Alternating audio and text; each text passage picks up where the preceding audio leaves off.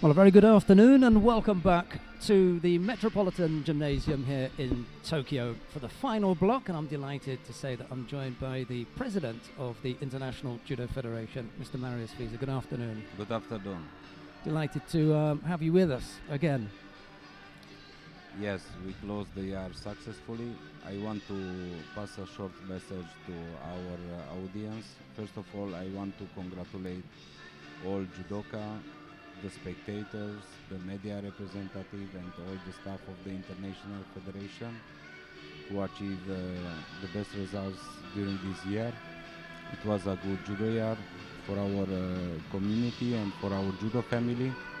I wish all our spectators a Merry Christmas, Happy New Year, all the best in the new year, and to follow us with friendship, supporting the judoka and our community for the benefit, for the values of the society through the judo principle and values. We've had a terrific time bringing you live judo on Judo TV, and it's going to be a real exciting final block. Looking forward to anything in particular, or just a general overview of the action? All of them, they are our members of the family, and I'm happy for the good judo. The refereeing was right good this time as well. Sometimes, of course, they are different interpretation, and everybody see the sport with different eyes. But far, far fewer, less controversial decisions, whether it's a Yuko or whether it's Shido. These are the small things. In the past, we've had some huge difficulties. That is usual for every sport. Yeah. If you watch a football match, handball, basketball, doesn't matter offside which or kind not, of sport, always the interpretation depend of the support of the enthusiast and of the subjectivity and the different point of view.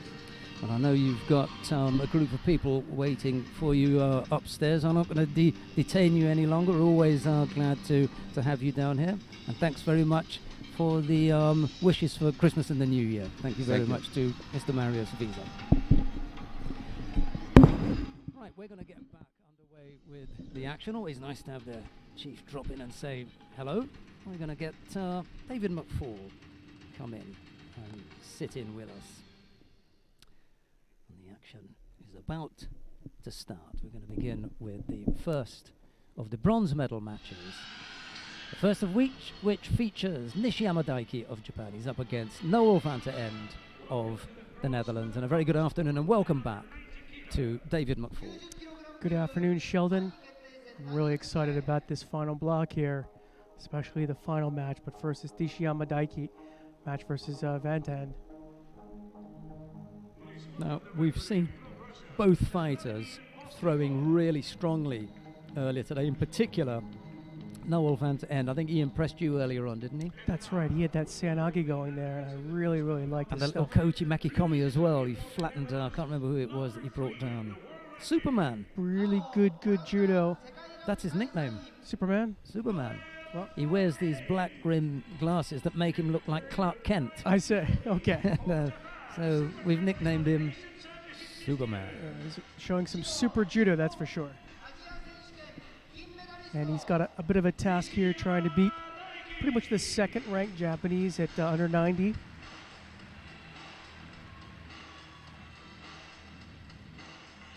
Nishiyama Daiki. He's one of my favorites as well. He's nice around the circuit as well. Not everyone is approachable, which I think it's not a personality thing. It's a language thing. They like to be comfortable in the language, but Nishiyama's a bit kind of laid back. He's not quite as laid back as Ono Takashi was. Okay. But he's approachable. He's a nice guy. Enjoy chatting with him.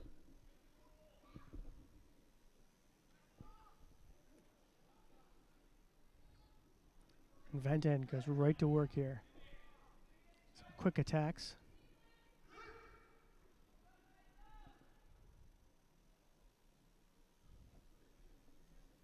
Nishiyama quickly realizes he's in for a fight here.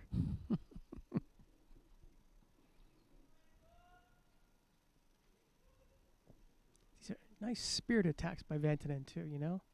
It's not these are not little I'm gonna do a feint, you know, and try to sell that I'm attacking. He's attacking.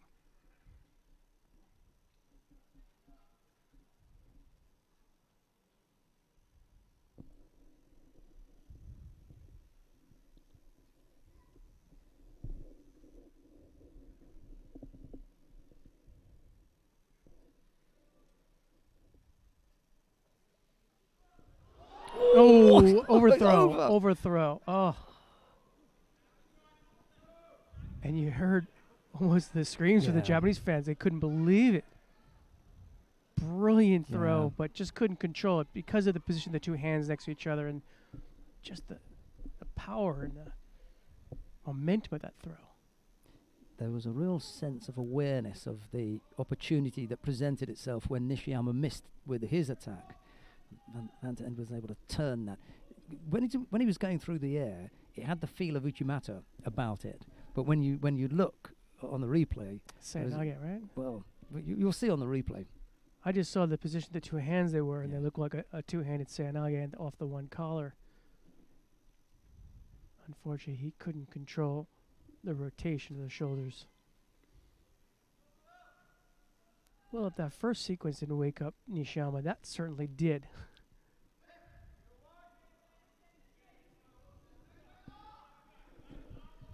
You're right. Haragoshi, right? But it was weird with that hand position. We don't see that. Very unusual. And it was Very just him unusual. taking Yeah, advantage of yeah. opportunities, which is what he's been doing all Yeah. day. A really nice Oh. Ouchigari. Caught That's him. up for Wazahari, but Couldn't hop off it. yeah.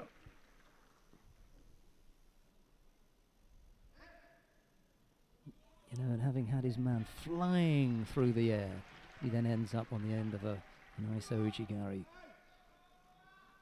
And is he just enough arm to keep him? Because he's The yeah. elbow's in there, yeah, right? he's losing control as he goes down with his right, but he manages to keep the left arm in to put Vatanen back on the mat. And he comes up with a score. Well, we were talking just about the Fighting Spirit Award. I might have to give that to Vatanen. I like him. And if he comes back from here, he'll get it. Even if he doesn't win this, I like, you know, that he never seems to be out of it, you know? Remember that big attack we saw was a counter. So That's right. That's right. I was talking to one of our media folks about this idea. You know, when you watch the Georgians, they never seem to be out of it. You have to wait until they're being thrown because they always have this chance of a counter or some little angle or something like that. Well, Vatanen, he looks like he doesn't have the Koshiwaza of the Georgians, but he's got that attitude of it's never over till it's over.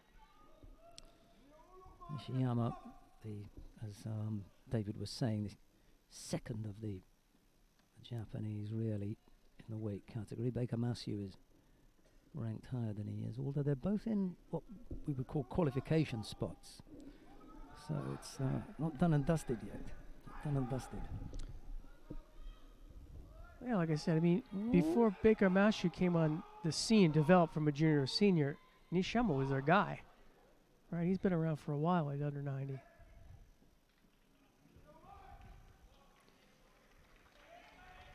See, no, look at that Ouchigari. You're right, just got the elbow up there. Just blocked the second shoulder blade coming down.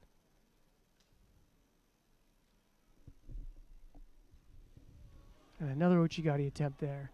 And as soon as it comes off, Vatanen immediately rolls in for a Seanage. He's dangerous, he is.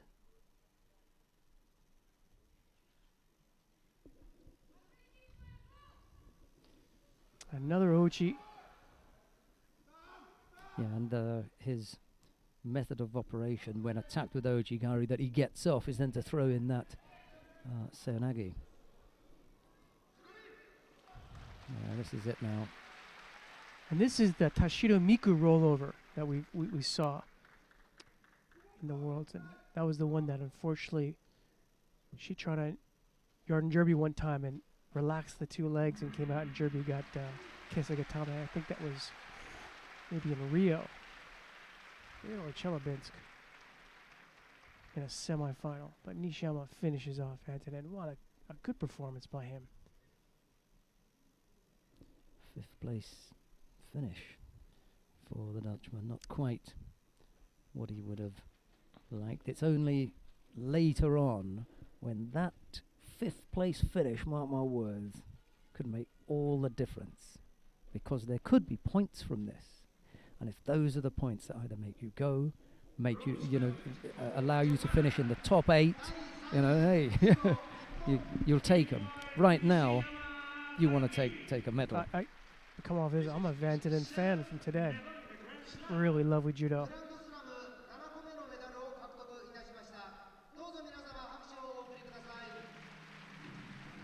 And Nishiyama has got to be sweating after almost getting ippon.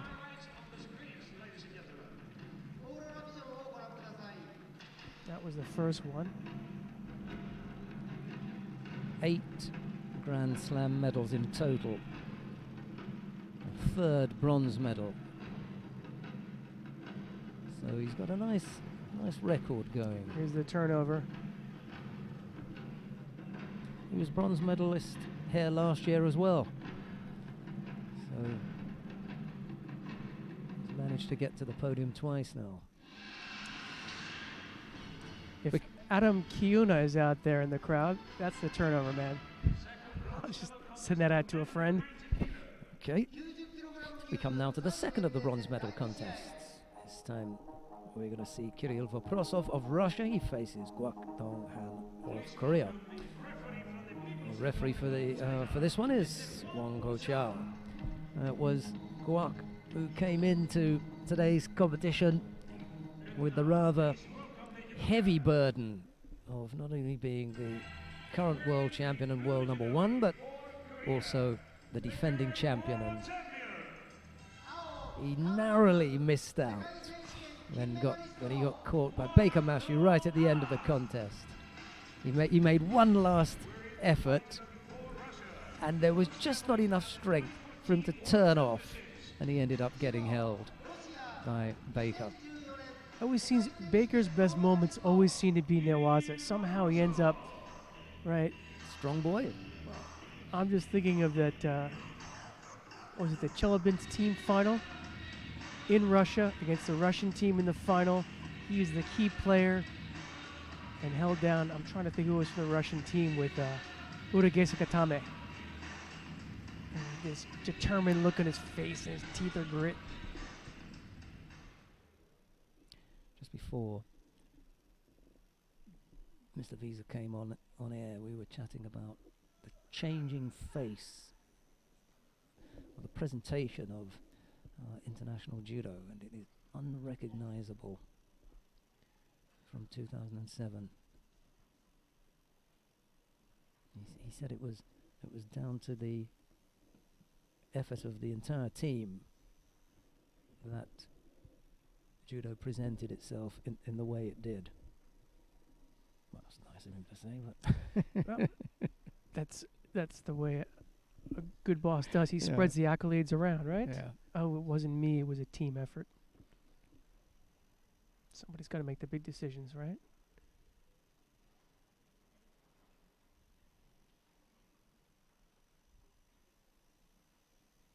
The hush in the arena, apart from Wang Ho-Chao, who calls mate and indicates to both players that they could do a little bit better with the gripping and stop avoiding taking a grip. So they're both penalised. A Shiro apiece now.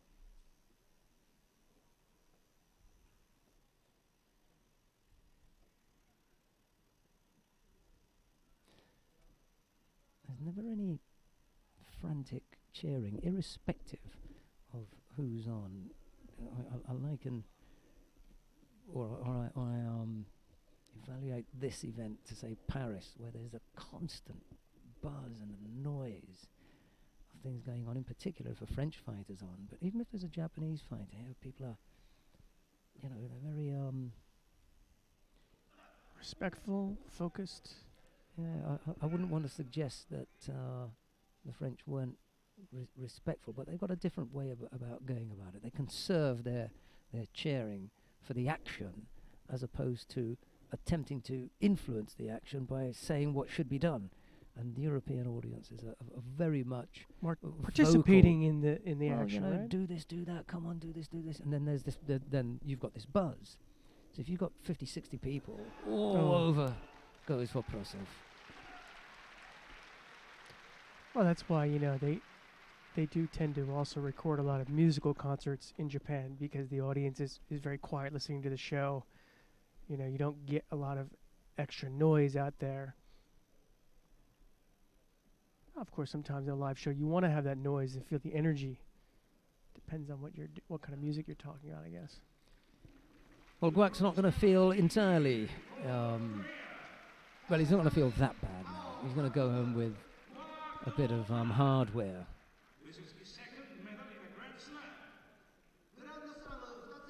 Albeit a bronze medal, and he finished it off well.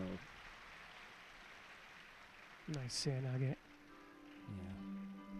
Well, Prosov gets his arm trapped in there. There's no harm done to it, but slightly unusual.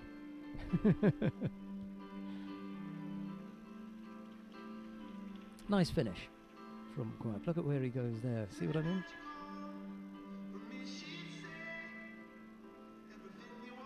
He throws him on this arm. Yep.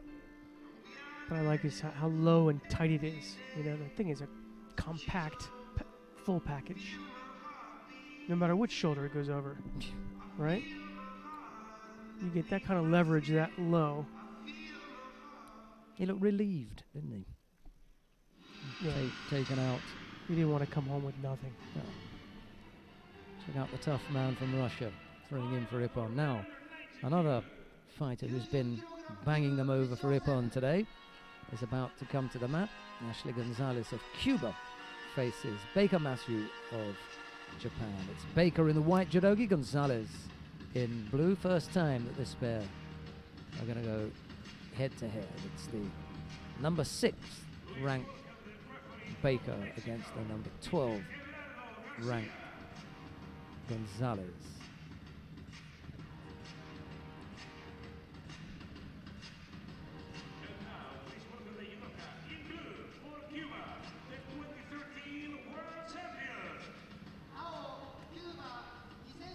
I wonder if Gonzalez can present the retiring Ronaldo with a bit of a present for the Cubans.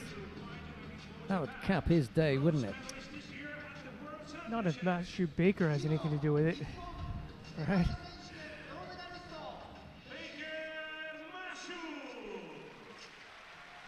I believe this is the first time we've seen Baker Mashu in a final in Tokyo. He's been on the podium as a bronze medalist, but I don't think he's been in a fight for silver or gold. Well, for gold.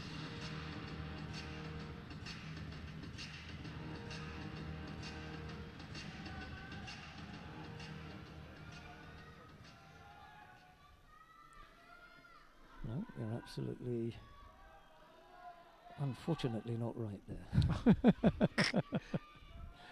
Set me up, didn't you?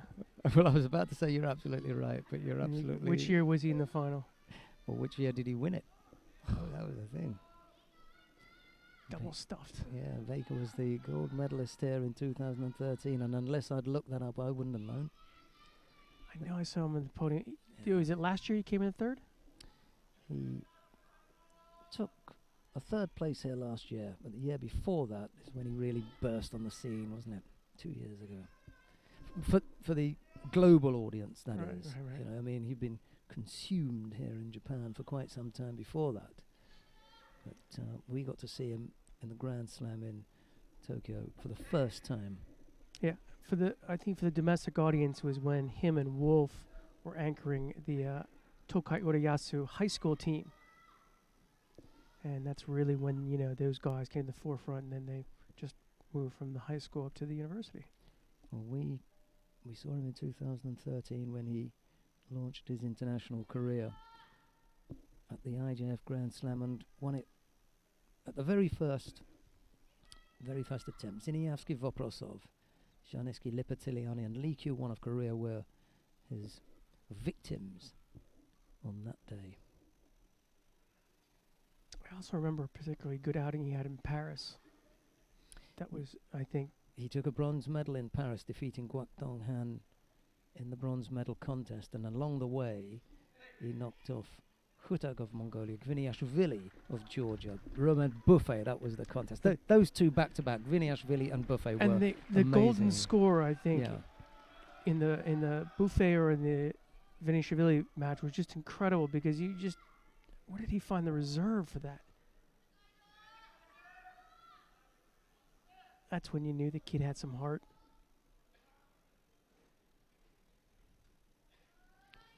He was on a good run recently.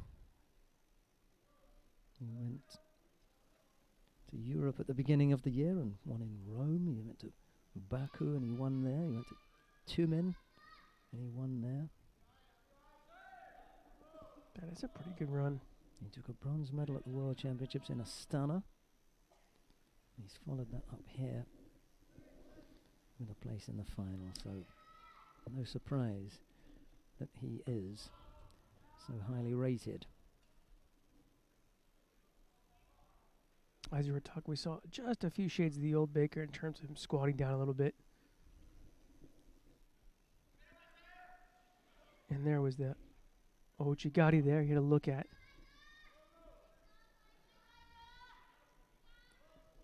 You were using the adjective, we were talking about explosive before, but Gonzalez is really explosive when he unleashes that Seoinage, so you're just kind of waiting for him to unload.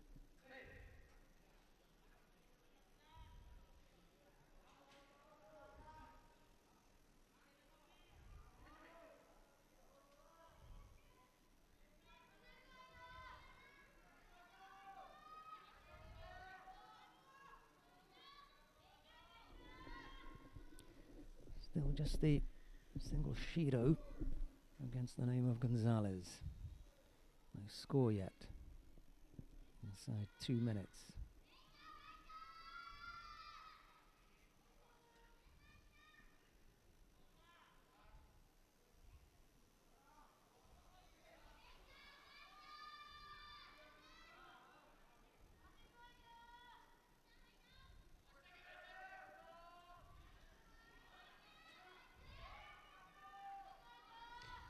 When he kind of gets in that crouching position, he kind of reminds me of a baseball batter who's kind of trying to decrease the strike zone by getting really, smaller in a sense. Sometimes it doesn't look the most attractive. There's Baker who picks up a penalty for passivity. Baker looks there at Ochigari.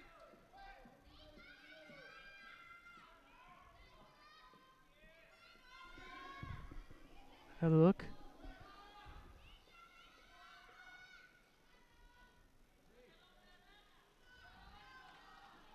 Chance on the ground now. This is where he liked Gonzalez, Oh. but he didn't really get a Yeah. chance to do anything.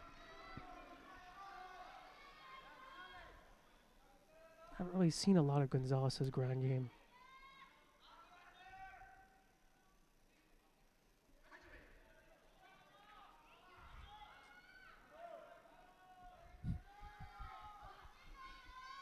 Cuban looking loose and dangerous.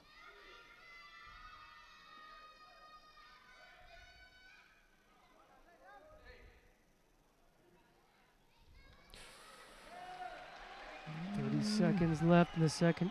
Shido to Gonzalez. See if he turns it on. And he's done it now. again. Mind you, he did attack there. Yeah. Yeah, He was able to sell that coach at the last second, right? Yeah. Had he not done that, he got done again. And the Cuban coach was complaining about it, but we just saw him immediately do it again. What do they say? Once bitten, twice shy. Well, that didn't seem to get in his way there. He immediately put his head under. Although he did then go to attack. So there's the possibility that didn't sink in, and that he'd done that previously. I didn't really see this when he got given the second Shido. Now I want to make a point here about the Seoinage, because Gonzalez has got one of the most blistering Seoinages in the sport. Couldn't get inside Baker. And what was left? A Kochi was the only thing he showed, and he couldn't do it, right? That is going to be his problem. He's going to have to nail this. I believe the the American term used in England is the one-trick pony. He does Yeah. have a kochi, but really everything is a seoinage. I mean, if you are really, really superior, if you're a koga, if you're a seoinage genius, you can pull that even though everybody knows it's coming because they can't defend it. If Gonzalez was the leading passer on a football team in American football, they just closed down the passing game. They got a running back. That's it. Yeah, they collapsed the pocket, we would say, You know, right? So that's his problem. You know, if he hasn't got any outlet, you know, his backs can't come up to do the running. And if he can't bring up his seoinage, his other techniques are not strong enough to catch the top fighters. Well, I mean, it's classic for a seoinage guy to have a kochi to use as a feint or a separate attack, and his kochi does not match his seoinage in terms of ability or execution. We could go back and look at his competition day, and then we could mark down the scoring techniques. I bet that's seoinage. Oh, yeah. I have no doubt. Coming up next, the bronze medal contest in the under 78 kilo category, the first of them anyway, and this features Gemma Gibbons of Great Britain. She's up against Sato Ruika of Japan. It's Gibbons in the white judogi, Sato in blue. And I only mentioned the thing about Gonzalez is because I mentioned it before the contest. That was my biggest fear, that if he wasn't able to bring off that technique, there wasn't going to be sufficient enough to trouble. We didn't even see an attempt at it. There was not a whiff of it. And the coach only came about when he got behind his shidos and he had to do something because he knew he didn't have it. So he had to try to pull something out. But by that time, Baker pretty much knew he had him in his pocket. Baker was effective in his closing down of the opportunities, if any, that would have presented themselves in that contest. He did a good job. And he did enough Ochi attempts there so that he looked positive. And they were good. They were good attempts.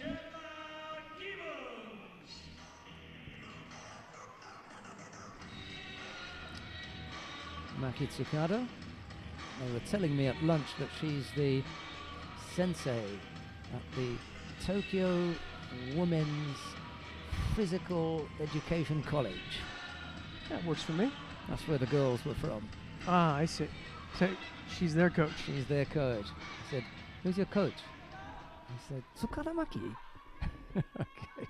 They're all at once, they said. Right. They're all in unison. But you see, in Japan, because of the depth, that's the kind of, for the women's physical education university, not the Tokai, the Kokushikan, Yeah. you've got a 9-time All-Japan champion. Right? They're spoilt for choice, aren't they? Oh. Well, it's so hard. You could get yourself a world championship and still not get a job. Sato loses her bandaging early on. One of those heavy bandagings around the hand. I think one of the fingers has come off already. I don't mean the finger itself. I mean just the bandaging around it.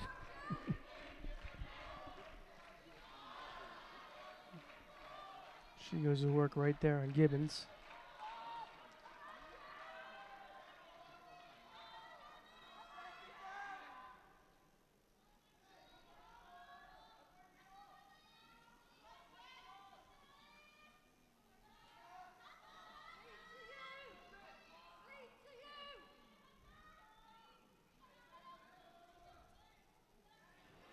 Gibbons a nice little stemmy waza there. Yeah, it's the second time we've seen it today. She scored earlier on with it. Just missed out on that occasion.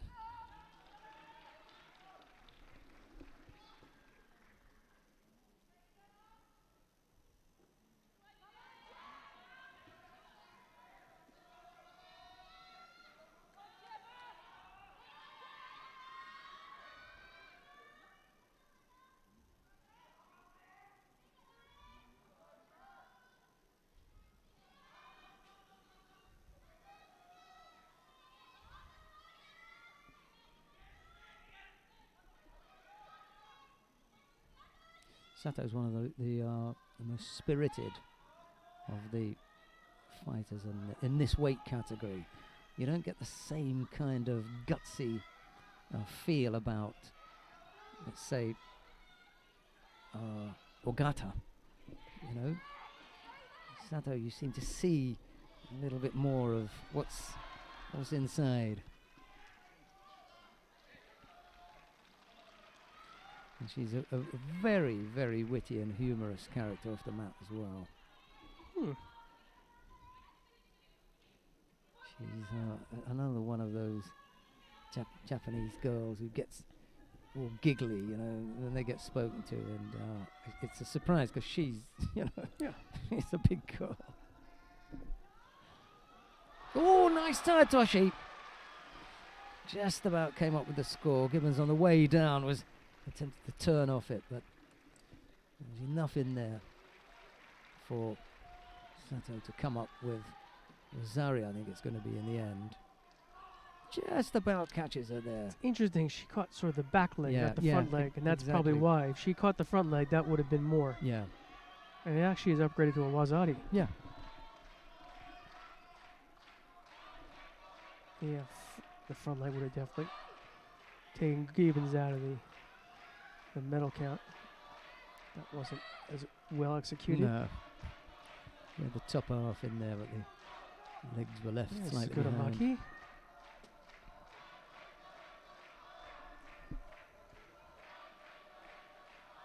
Backed up into that far right corner, and then, ooh, that was close.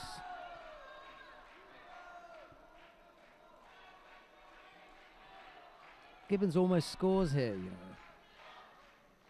She's getting closer. Yeah, and that is entirely her technique there with the Sutemi. I thought there was a little bit in it from Sato, but it wasn't. It was Gibbons all the way, you know, on the way down. She actually initiated that movement down. It was a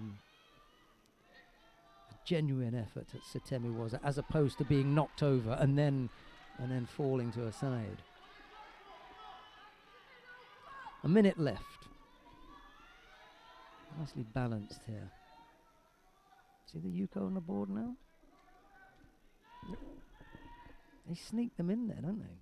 Well, that was her first attack, Gibbons' first wasn't it? Or was it the second one? Yeah, because Sato led by Wazari, didn't she, with no score? So it was the second one. There she goes again! Gonna score this time! I think that might be better.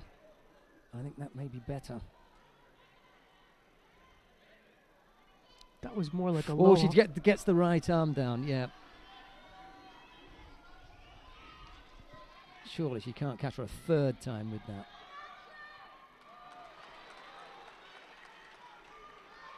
It was Wazari, she leads now with half a minute to go. Wow. Does Sato even know that? I don't think so. Time is...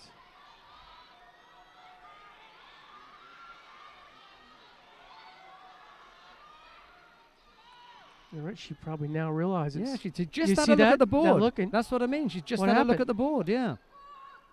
And now it's going to sink in. Okay, it must be that the Yuko was there or anything. But she gets done with, 30 seconds left on the board. She's fighting one way. And then realizes, hang on a minute. It's not what I thought. Gibbons isn't going to mind taking a second penalty here.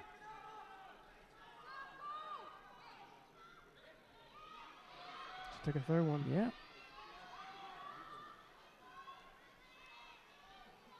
Nope.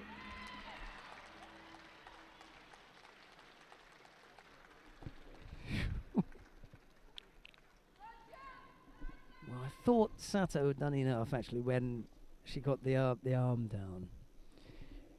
The initial look I thought was Wazari. On the replay, I thought, okay, Yuko's okay. They didn't think the same as I did. Everything changed with that.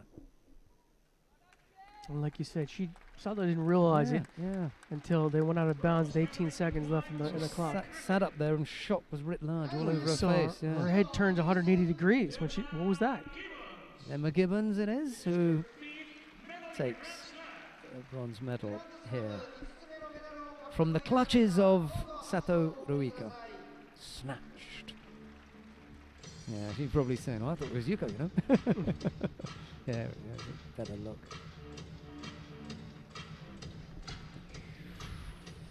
Generous.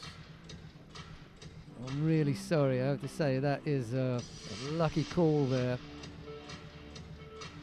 For me, it looked like Yuko first up. The referee gave Yuko first up, but they changed that. This is the one that they changed. I mean, it's a great position, you know. I didn't see the shoulder blade ever coming down. I see the side. And there's a 'Cause better view. she got that hand, like you Yeah, said. I think this is a better one. This is the better view.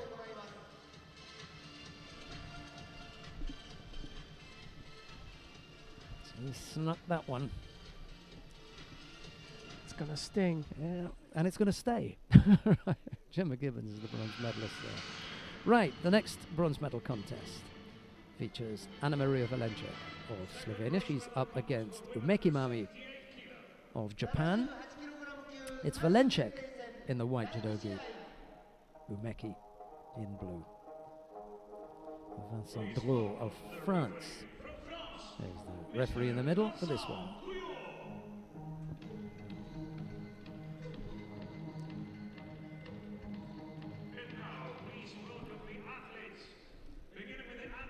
See if Meki is still smarting from that loss to Harrison.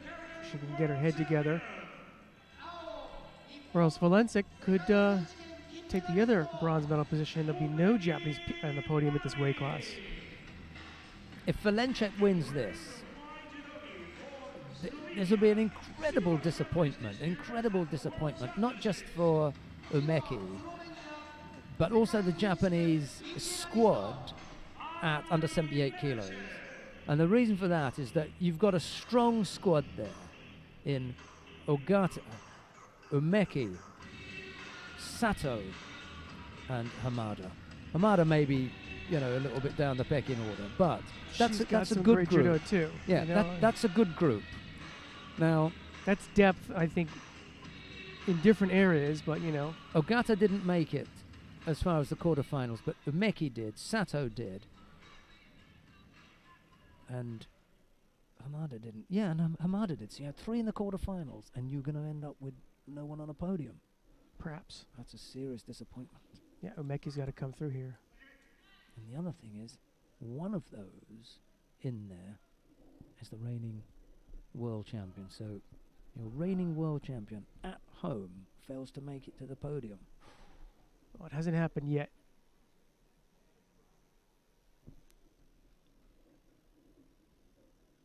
Right now, a very uncomfortable Yeah. upper gi position there for Umeki. Call Mata and save Umeki any further embarrassment.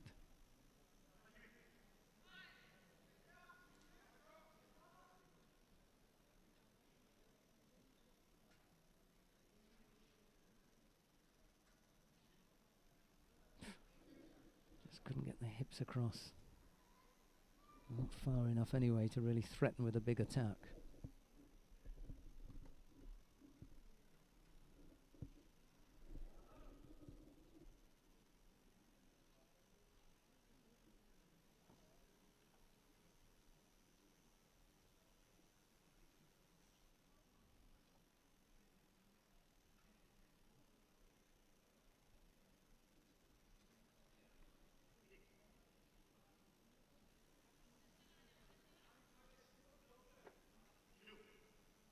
Both fighters end up with penalties.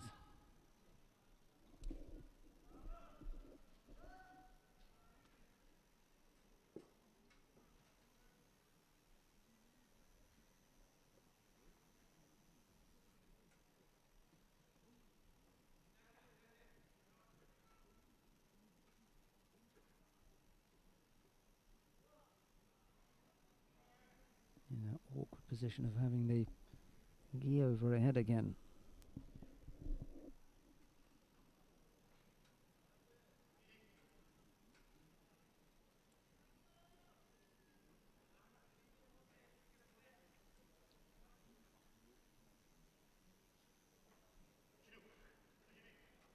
Second penalty picked up by Meki, this time for an overly defensive posture. But I'm not surprised. She had the gi over her head. She had to defend herself.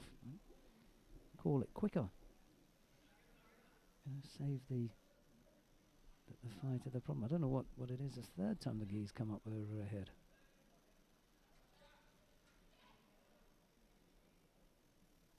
Maybe this is the best place for her then. That's it. That's exactly where she wants to be. Tie up the upper body there. Leg is pretty deep.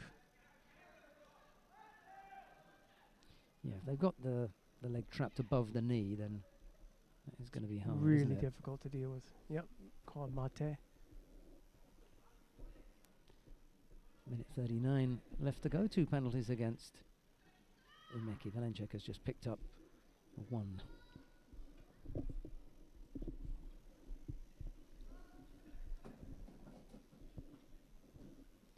You're not going to see the classic Uchimata entry from Valencic, are you? No, but she scores a Wazari there. Yuko right there. Yeah, she's got her own way of executing that little sit-down Setsemi Waza. I'm glad they didn't give that. I didn't think it was worth Yuko. She's working on the turnover, though.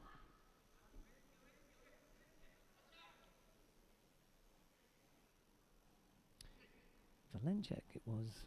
If you remember who attempted a shimmy was on Kayla Harrison. Do you remember that once? Mm. Here? If you remember that one. Anna Maria Valencic very famously attempted a shimmy was up.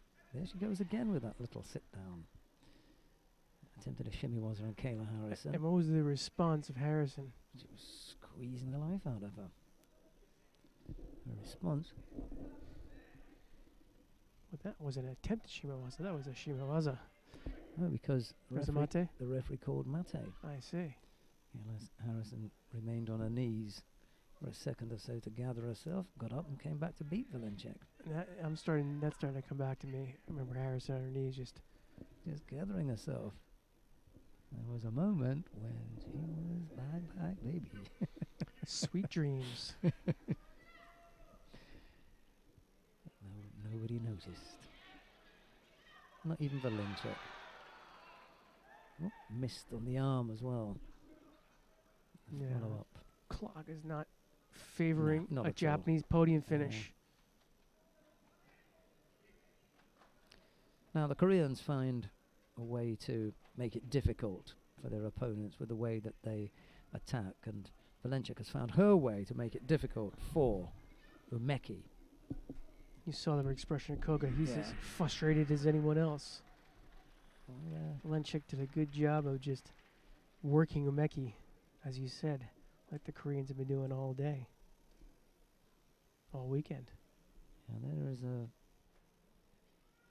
theirs is a slightly more attractive and subtle Yes. way. Valencic is effective, I'll tell you that. May not be the most attractive way of getting there, but it is very, very effective. Well, I was saying that this was going to be a really big disappointment for not just the Japanese team, but this is going to hurt Umeki. You know, you've got the red back patch on your back. You're at home, and you don't lose once. Once is bad enough, but to lose twice and come away with no medal is painful. But you know, she's losing to the world number 3. That's right. So this is no monkey here. That's true. You know, Valencic is an extremely successful fighter at this weight. Umeki, a relatively newcomer. She shows the difficulties for the Japanese world champions in Tokyo. 6 world champions, and right now we're looking at 1 bronze medal, 1 gold medal, and that's it. But we got Haga. Haga also has a shot. He could tidy things up. We've got the final now. It's the final of the under 78 kilo category. Kayla Harrison of the United States of America faces Husha Steenhuis of the Netherlands. Stenhouse is not the physical battle facing Harrison that she would have had she come up against Sato, or in particular Ogata, maybe even Aguiar, and Chemio's not here anyway, so there is at least that in there for Harrison, given that she's carrying at least one injury. You've got at least one injury. Well, one for sure injury and one Ude Garami that really did a job on her shoulder.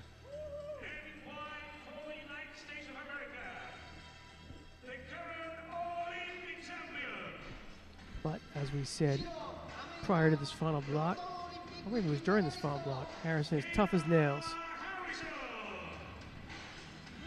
Well, she's going to have to tough it out here, probably for the last time this year, because she's not involved in any team events or anything of that sort. So this is it. This is one last roll of the dice for the year, and if she can end on a high, it will be a terrific crowning for Harrison, who will cement her place right at the very top of the IGF World Ranking list at under 78. She'd love to finish here with a gold medal in a Grand Slam and retaining her Grand Slam title in Tokyo.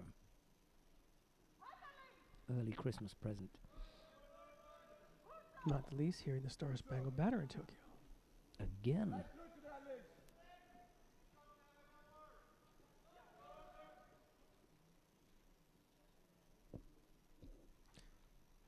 Steinhaus of the crafty Deashi Brai. She's going to give it her all.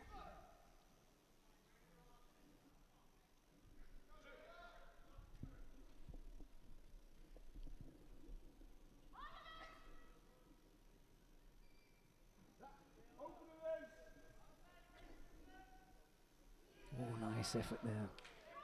Strong. Oh, just got to keep that shoulder in there. You can see felt the it. wince. Yeah, You yeah. saw the wince. And you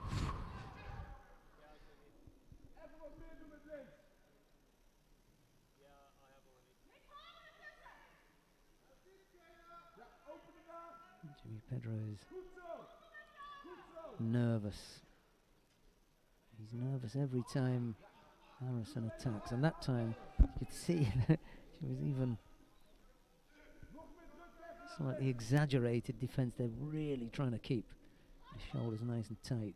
She doesn't want anything to do No. with a Jujikatame, Ude Garami, or any of that. You know, usually you'd say on the ground she looks really solid, but actually that's when a real danger to the shoulder.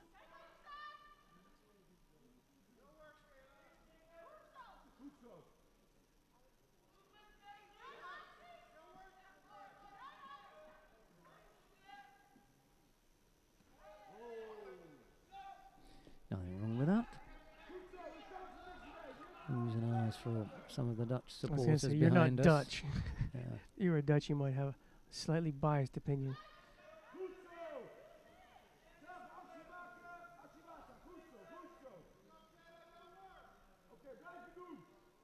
So far, Steinhaus is just sort of propping that foot up there and hopping away.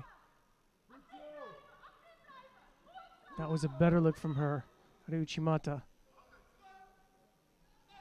I think it would be safer for Harrison to have the arm around the waist. There's not as much, you know, when she's got Pressure. the arm up there. And once you get the elbows at that shoulder level or Yeah, above, yeah. then you start to feel the pressure on that joint. Yeah, more of a classic Ogoshi attack with the arm around the waist would be a better option. But that's not really her style of judo, that's the thing. She can do that, but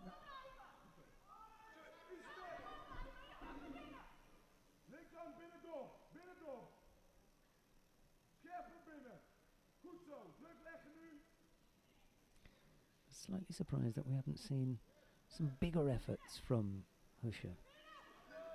No?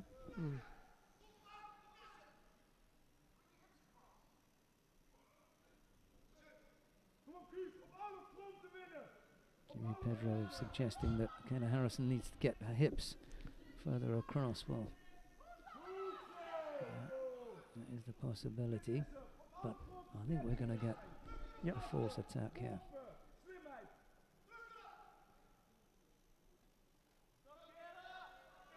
Ooh, dodge that bullet.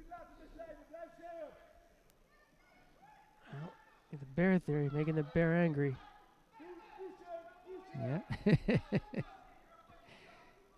Now it's Wow. Steinhaus who picks up a penalty for stepping out the area completely against the run of the contest. So nicely balanced. Maybe just a little bit of an edge, and now she collects a penalty. Just gives that little bit of breathing space with less than a minute to go for Harrison now. She's clever and uses all her... She's working the Korean angle Yeah. there, right? She's working the gamesmanship, all her experience. That was the best attack there by Steinhaus. Harrison doing the right thing by trying to engage Steinhaus in some newaza, especially where she's on top. Then, you know, use up some of the clock, but Steinhaus wasn't having any of it. Got to her feet fairly quickly. One more big attack from the American will get the passivity out of the equation. Just gotta do it. Oh, almost on the hit there, but Steinhaus was turning the body away and managed to get a right arm out, and the shape was wrong then.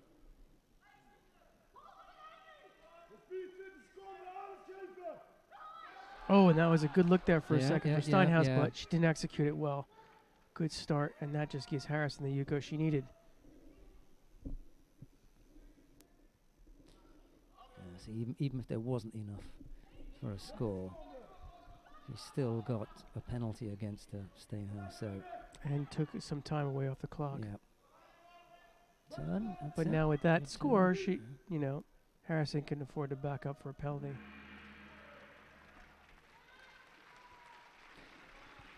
I think when Steinhaus looks back on the contest, she'll be disappointed that she didn't threaten more. Harrison, meantime, Wincing, yeah.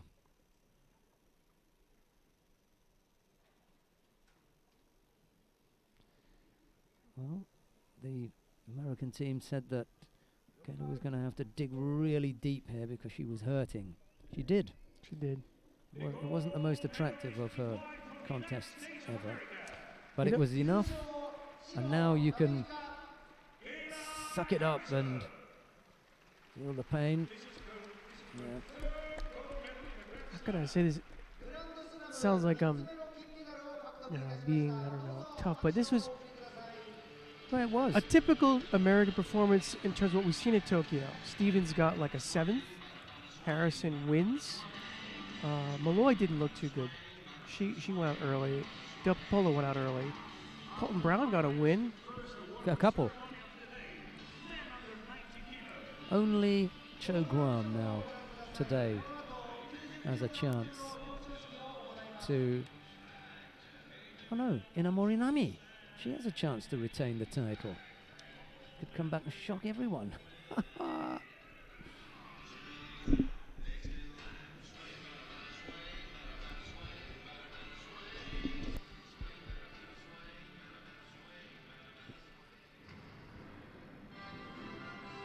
We've got the awarding ceremony for the men in the under 90 kilo category coming up now. Today's awarding ceremony of the medals are presented by the IWF guest and famous French international painter. 表彰式メダル授与 IJF VIP ゲスト中 There are the fighters all lined up. The bronze medalists are for Korea, Kwak Dong-han, and for Japan, Nishiyama Daiki. The bronze medals go to Kwak Dong-han of Korea and to Nishiyama Daiki of Japan. Silver medalist is from Cuba, Asley Gonzalez. Silver medalist is Ashley Gonzalez of Cuba. The gold medal goes to Baker Masu of Japan. The second Tokyo Grand Slam gold medal, having won here in 2013. Took a break. last year. That year off. 日テレビ東京キャラクター奈良田人形が山下康弘国際柔道連盟 He'll be in the hunt, Rio. ディレクター He will definitely be in the hunt. 全日本柔道連 And 盟 he's going to Said put he had a great year. What a good year he had. put a bit of space between him and anyone else. Well, Well, the man to Nishiyama, his yeah, left. yeah, that yeah. was it, you know. テレビ東京賞としてトロフィーが株式会社テレビ東京代表取締役社長高橋雄一様より So 授 the, 与されます the really tough characters, you know, the French, the Georgians, the Koreans, Baker's been able to, you know, manage to win some of these matches, close ones. Well, look at the people who've trailed in behind him. The world champion, the Olympic silver medalist. The national anthem of Japan.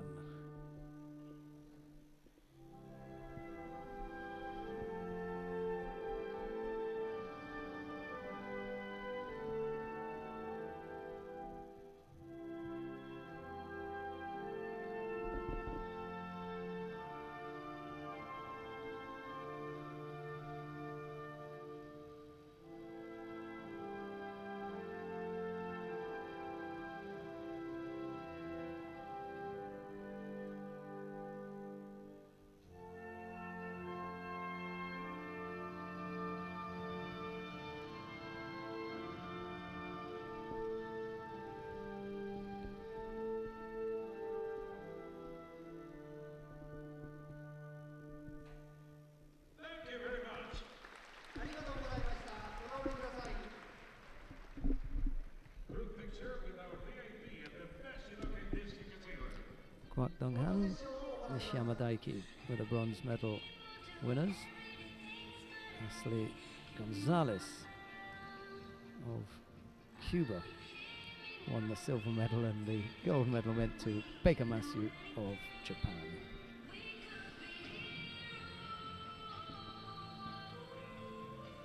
The next category will be man under 100 kilo. 引き続き 100kg 級の試合を行います We've got the first of the bronze medal contests coming up in the under 100 kilo category now. Becca Viniashvili of Georgia faces Cyril Marais of France. 100kg 級3位決定戦第1試合 Unranked, unfancied, no seeding. You want to name nowhere in this weight category? You can stick that next to Becca Viniashvili's name. He stepped up for the very first time to compete in the under 100 kilo category, and here he is in the bronze medal match in the Grand Slam. Not a bad debut, right? Not a bad debut in Tokyo at minus 100. Yeah, I'll just give this a go. His opponent, however, Cyril Marais. フランスヨーロッ It's パ a 選 bit 手権銅メダリス difficult ト to overturn the Frenchman. He's had just a few Grand Slam opportunities at this weight category. A couple gold medals, at least one. 選手権銀メダリスト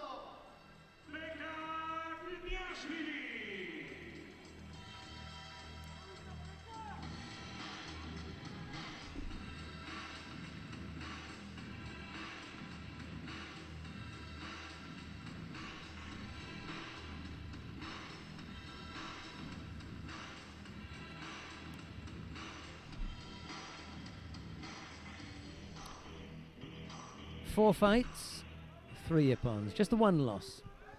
He lost out to Haga Orionosuke in the quarter-final. And then won his repechage contest against Jose Armenteros of Cuba. And now faces Cyril Marais for the bronze medal.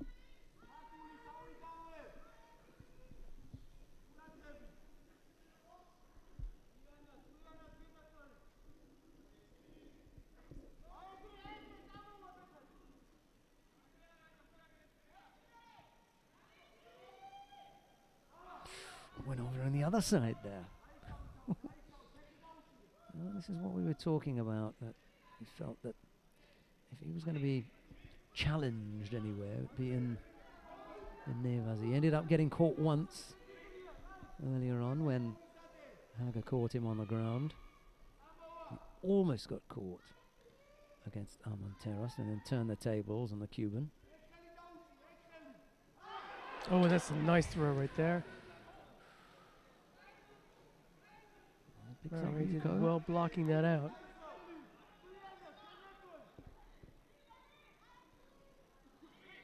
Not quite there, is it? Yuko. Not quite there.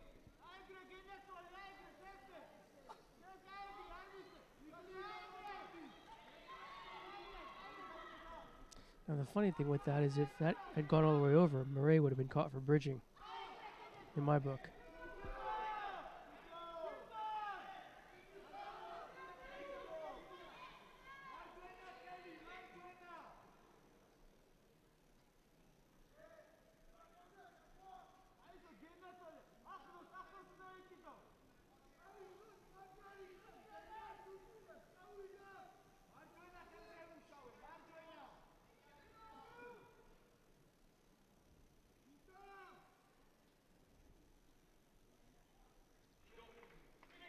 Okay, Shido picked up by Murray. I think Gviniashvili had his heart in his mouth. They're wondering, what are you stopping me for? Wasn't you, pal. It was just to give the Shido to Murray.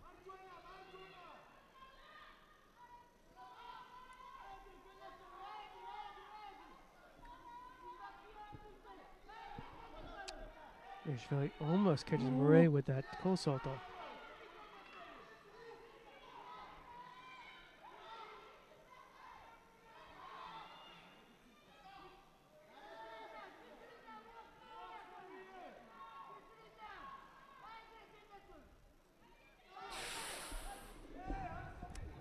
Like that, he was working the cold salto on the one Yeah. side, then turns in with Sanagi on the other. Wow.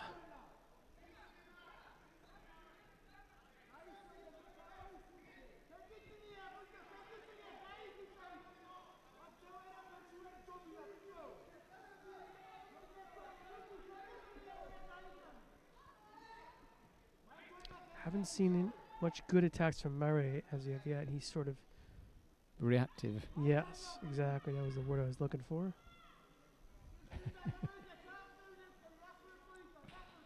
Oh, here we go again. He likes to be around the belt. He's got to go now if he puts that arm over. Nah. That was not as attractive, and he should get a false attack for that. He was rushed. He doesn't need to rush like that. He runs the risk of picking up a penalty for a false attack. He lost contact with the hand there. Murray attacked him, so that was okay. And he couldn't turn. You're just beginning to see the little chinks here where, a weight category down, he would have scored. As the Shido comes out, Murray just has not shown the attacks at all. No, the tempo is not to Murray's liking. He's, what Gviniashvili has done has brought a 90 kilo tempo to a 100 kilo category fight, and it's not to Murray's liking. He's not in his comfort zone here. He's got to fight a body type that he doesn't normally come up against, but he comes up with a score there. That's the important thing. It just took him time to work it out, and maybe as the strength levels began to level out and then take over, Murray was able to get past Gviniashvili's arms and finally come up with a big scoring attack. Or a big attack. We've said in the past, the Georgians, they've got a lot of things that are very positive, but conditioning is not one of their real strong points. And when you're going up in a weight class, you got to fight even harder, and that conditioning is going to become more of a factor. Gviniashvili's going to have to hope now that he can come up with a score. Rather like, you see, There's nothing in there. for me, the power is used up. He leveled things up. He's come up a weight, but he's an immensely strong fighter. But now it's beginning to tell. He picks up a penalty. There's no harm done with one or two penalties in the last few seconds. Leave it now. No, Mare looking a bit negative. Wouldn't have made a great deal of difference here. Good Ochi look there. Almost. Not quite. Leave that too. Get up as quickly as you can and give it one more go. Murray is also tiring here. Look, you know. Good effort. Yeah. Just let that sleeve hand slip away. They're going to look at it. No, they were just telling the coach to be quiet. Okay. Which didn't help because you want your man back and at Murray as quickly as possible. And now it's going to give another 10 or 12 seconds here to burn off the clock.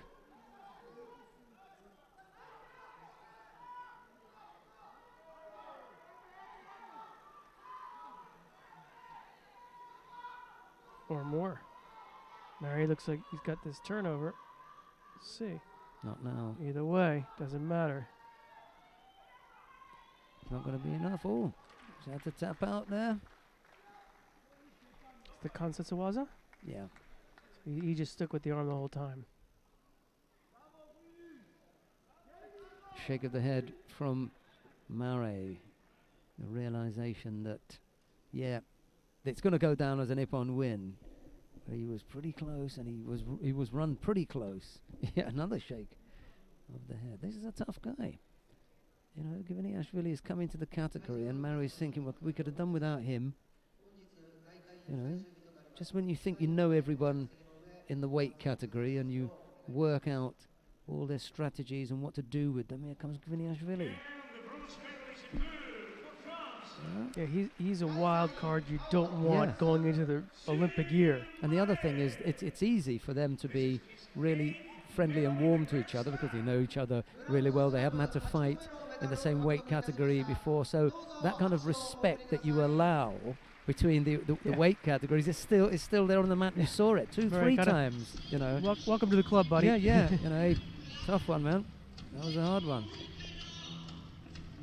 Murray is the number 4 in the world. Yeah, I mean, I said before, we've seen him, you know, 5th place in the Worlds, right? And does well in Paris. He's got, you know. And Gviniashvili runs him really close.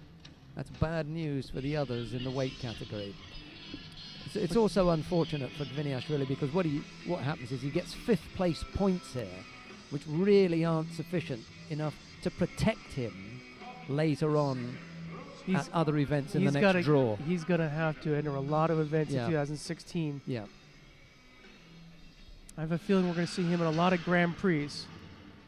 We come now to the bronze medal contest, the second of the bronze medal contests in the under 100 kilo category. Maxim Rakov of Kazakhstan faces Elmar Gazimov of Azerbaijan. 2-1 is the head-to-head at the moment. Number 10 in the world, Maxim Rakov, faces the world number 1. And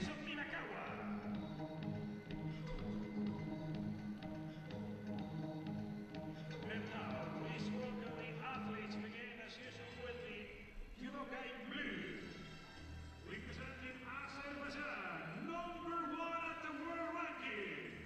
青アゼルバイジャン世界ランク第1位 Elmar Gazimov.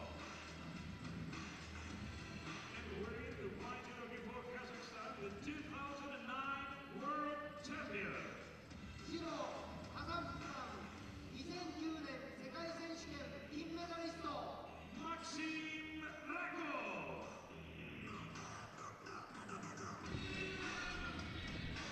Oh, the introductions have been done. The two fighters making their way to the mat. It's Rakov in the white judo gi, Gazimov in blue. A good old-fashioned Soviet head-to-head.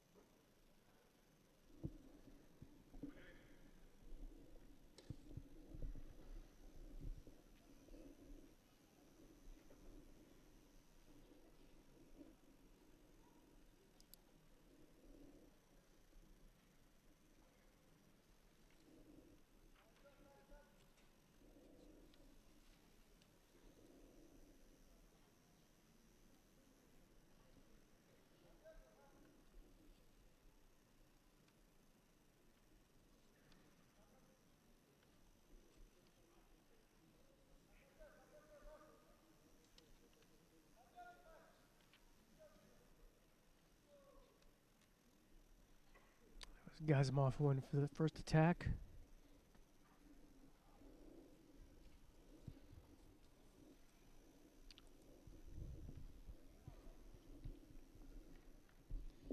He's struggling for the story at the end of the day. Well, we've had a Baker Gonzalez final. Now look in there. We've got Hager and Cho. Shichinue and Harazawa. Harrison and Steinhaus we've had already. Steinhaus was the only hope. There you go. And then Ortiz and Inamori. That's it. Yeah, mate. Steinhaus is your It's my day your done. go-to, right? Well, I'm reluctant to focus on a second place. What I'll do is I'll include all the medalists in there. There'll be a Gotta 5 or give 6 of Steinhaus them. props for the day, Ashibarai. I don't think I'll ever write up. I think I did once in London in 2012 write up Gemma Gibbons as the player of the day, because she was born a stone's throw from the venue and mother had passed away, and snuck a silver medal there against all the odds, and she had that very famous, love you mum moment,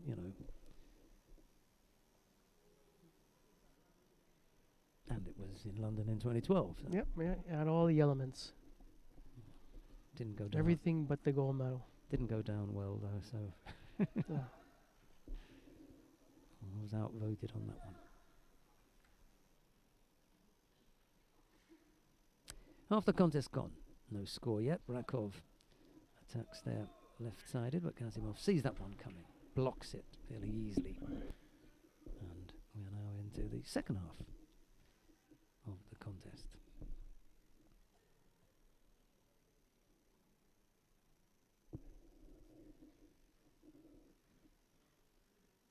Very watchful, both fighters.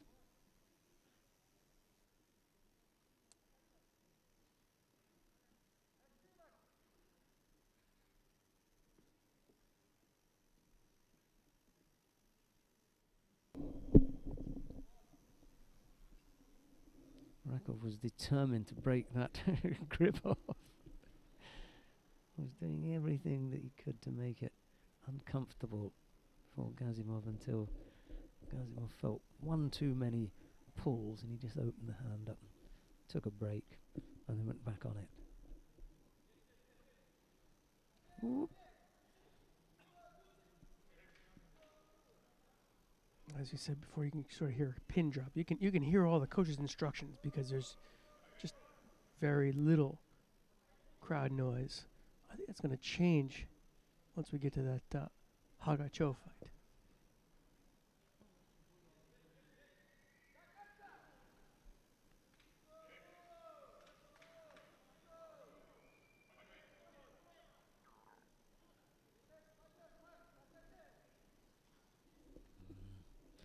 A bit too far away there from Rakov. Never threatened Gazimov, and the Kazakh fighter picks up a single Shido with a minute to go. Wasn't that clever, but he gets away with it.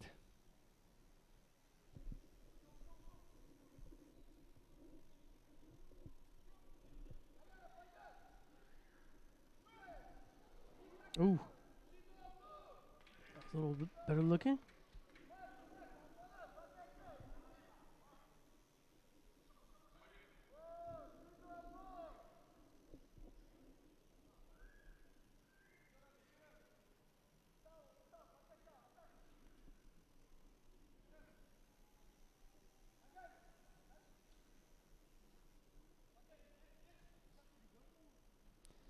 He's persisting with that attack, isn't he?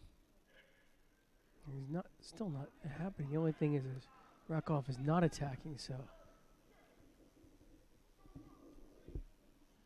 Ojigari for the first time, and he tries to combine it with that, following on from the Ojigari. he's still working it, even with, Yeah. 15 seconds left. He's still doing positive judo. Almost- Rakov suddenly yeah. comes awake, but With 10 seconds left Yeah, to go. it was- Oh, God. It's 3.5 minutes too late.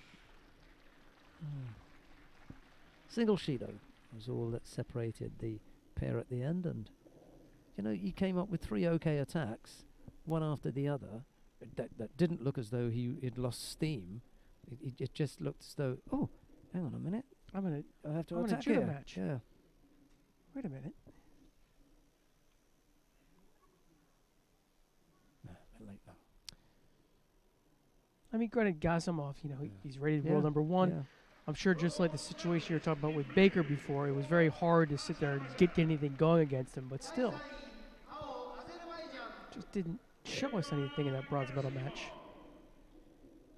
Let's see what highlights they're able to unearth from that particular contest. 4つ目のメダルを獲得いたしました。どうぞ拍手をお送りください。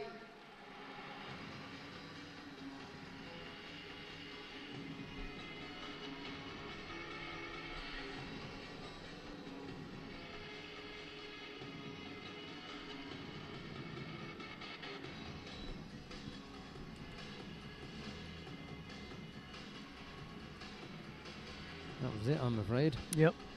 Not a great deal to write home about. I was thinking the exact same thing. Now, we think may we- get some more action in the upcoming contest.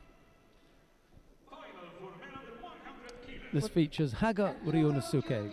He's up against Cho Guam. It's Haga of Japan in the white judogi, Cho of Korea in blue, David McFall. Let's just hope that Cho doesn't shut down Haga so much that we can't see that Uchimata that was so lovely in the previous match. Please welcome the referee from Mongolia, Mr. Mashma Buchma. Buko is in the middle. For He this was just one. up here standing Yeah, next yeah, to us, that's right. giving us Yeah. the eye, like, hey, give me some props. Yeah. Watch me, guys. I'm up next. For Korea, gold medalist last year here at the Tokyo Grand Slam. 青、韓国、グラン This ドス Cho. ラム東京2014 A 金メダリスト fantastic character. Really. Funny as hell. For Japan, with the red back number as the current world champion. 白、 Haga, I don't know that well, so I can't say, but he's got some nice throwing techniques, I'll tell you that.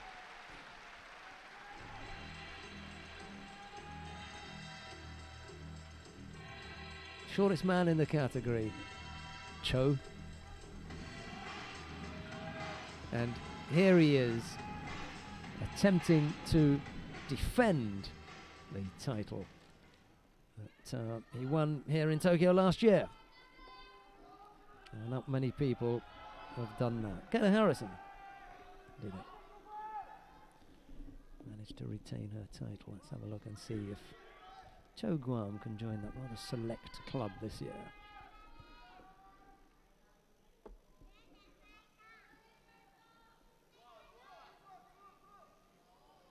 Haga has a look there. Uchimata right away. Didn't have the sleeve.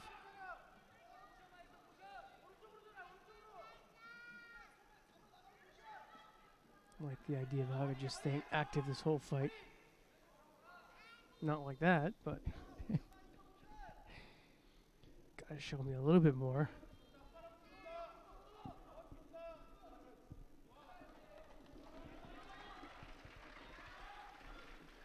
Yeah, he's not really doing a great deal, is he, Cho? But we saw earlier on that they don't bother him. The odd penalty here or there doesn't get in the way because he's going to come up and throw you.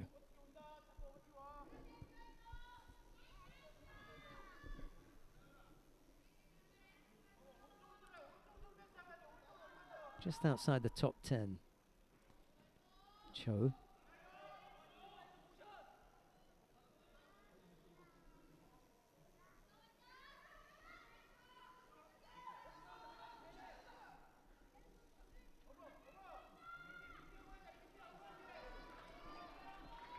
He's had a couple of Vippons today, including one against Naidan Tufshinbao of Mongolia. He picks up a second penalty here.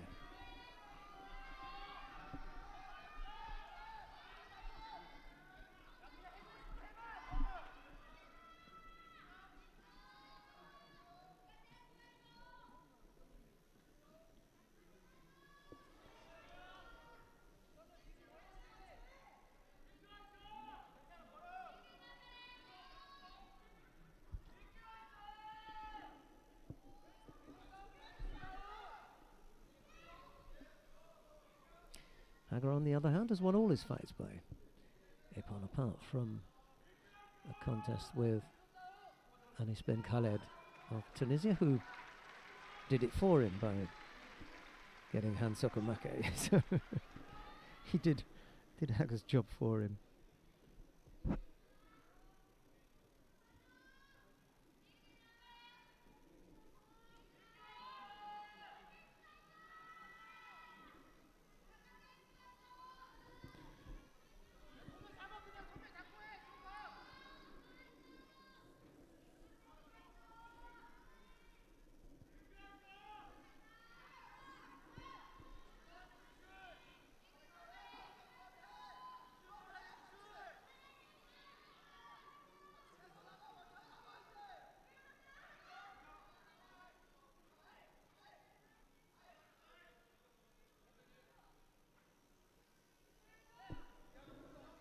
Just doesn't want to give Haga that sleeve arm. Just keeps fighting that off the whole time. Ippon Senage is not Haga's throw, so he's not going to come flying in there with that. Especially on the left side.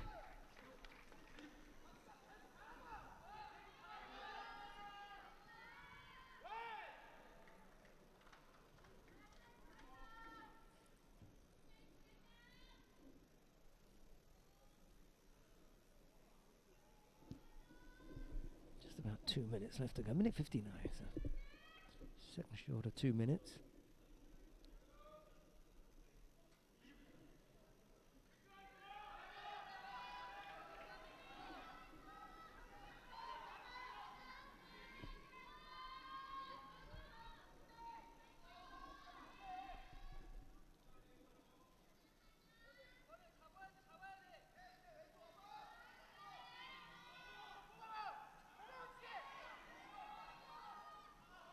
Oops. Yeah, that's a little bit painful. Yeah, that's kind of smarted. Where Haga would like to finish everything off right here.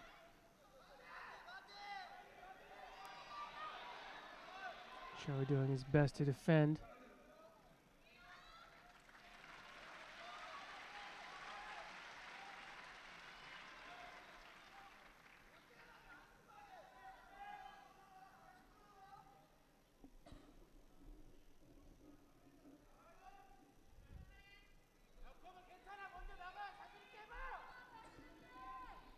Minute 16 left to go.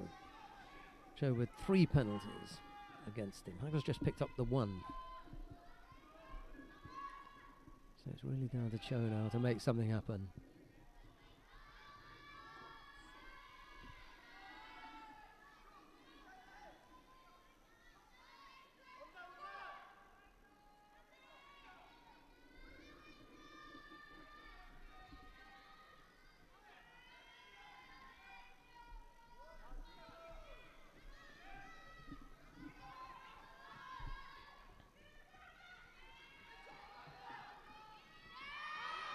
Ooh, goes over on the right, sorry, left-sided with that left hip on Seoinage. Tried to drive that through.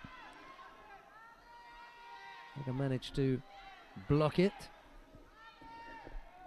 Came away unscathed after a good strong effort from Cho Guam on the left side there.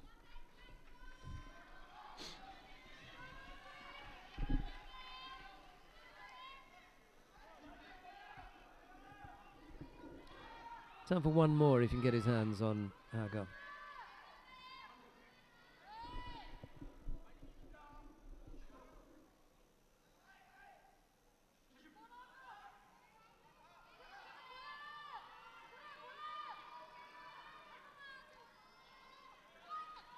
No, he hasn't got the strength any longer. Nope. It was a last roll of the dice.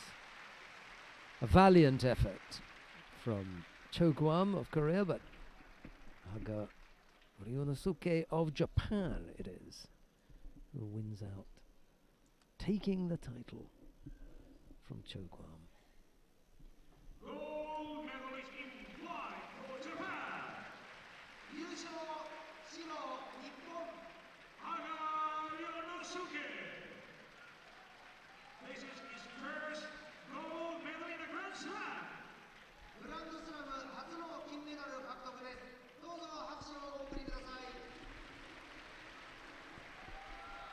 Well, an appreciative audience here in the Tokyo Metropolitan Gymnasium for Hago's gold medal winning performance.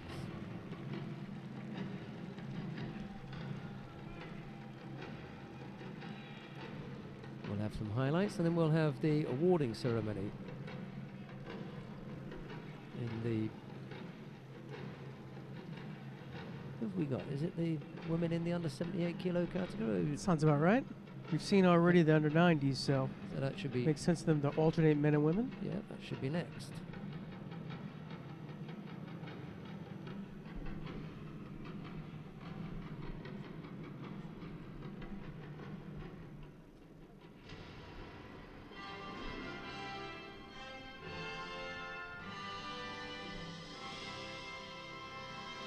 The awarding ceremony for women under 78 kilo. 表彰式を行います。 The medals are presented by the General Treasurer of the International Judo Federation, メダル授与国際柔道連盟会議総長 Mr. Nasser Al-Tamimi. Bronze medalist for Slovenia, Anna Marie Beneshe. And for Great Britain, Gemma Gibbons. Bronze medals go to Anna Marie Valencek of Slovenia and to Gemma Gibbons For the Netherlands, of Great Britain. Steenhuis. Silver medal goes to Husha Steenhuis of the Netherlands. Kayla Harrison. The gold medal goes to Kayla Harrison of the United States of America. And for the second time, we're going to hear ディプロマ並びにテレビ the 東京キャラクター7人形を Star Spangled Banner. 国際柔道連盟ヘッド審判理事 Yes, time for me to feel a chicken skin.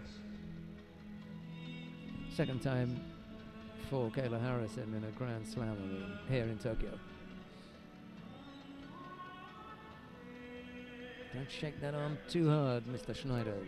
Second time for a Grand Slam, but she also had the 2010 World Championships. That's right. テレビ東京賞としてトロフィー You が can add that. 株式会社テレビ東京 She said she Great. likes to compete here. And she gets good results. 授与されます。 Bandages off. Please all rise for the national anthem of the United States of America. どうぞ皆様ご起立いただき、アメリカの国旗にご注目ください。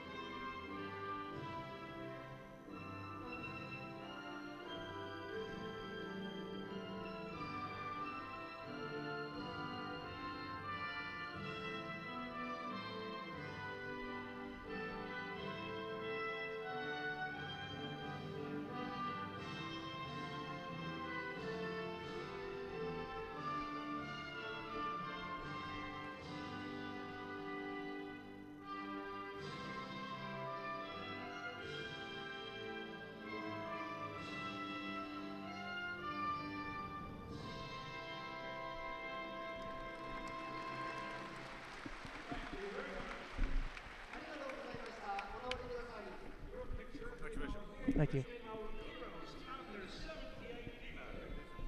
フォトセッションを行います。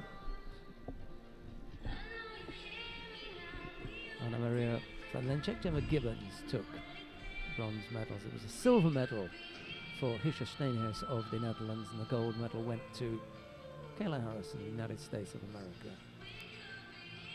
I spared our lures and visitors my rendition of the Star Spangled Banner, but I was tempted. Kayla was mouthing the words as she was up there. Coming up next, the first of the bronze medal contests in the plus 78 kilo category. Tomita Wakaba 8キログラム of Japan 3位決定 faces David's favorite, pronunciation-wise I mean, Irina Kinzaska of Ukraine. You gotta get your digs in yet. Oh, You that got a wasn't- couple of matches to go. That wasn't such a dig, that was just a gentle, that was a row in the back from a man. man. Kinzerska. How's that? Yeah, you nailed it, you see. There you go. Luckily, they just removed the referee's name. You could Sławomir Kowalski.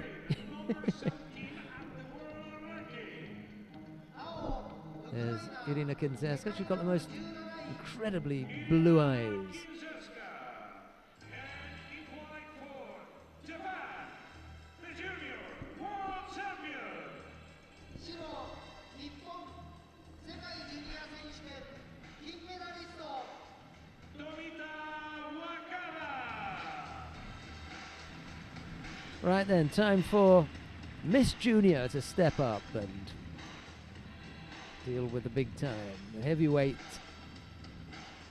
bronze medal contest in a Grand Slam is slightly a different proposition to the Junior World Championships, I would suggest.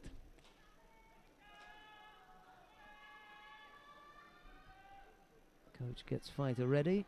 Sumo-like preparation There you there go. from Tomita. We actually haven't seen Tomita today, right? No. This is our first look at her. Asahina does the same move, by the Yeah. way. They're not dissimilar in proportions either. Asahina's got a few centimeters on Tomita. Yeah, she's a bit taller. Oh, had a look outside there on the right side with Osodogari first, and then comes back inside with Ochi. Just a little tap. Look at the size difference, though. Kinzerska does look a good deal bigger. Well, I like the idea of Tomita attacking the way Yeah, go for it. Herb attacked on Asahina, because that was really effective. 141 kilos in total. Irina Kinzerska, 99. Tomita, a mere snip. Doesn't even tip the scales at 100. Giving away close on 42 kilos.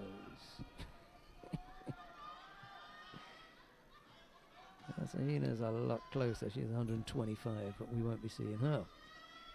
Let's just put it this way. Ooh, This will be a good test of the principles of judo, if you will. that's right.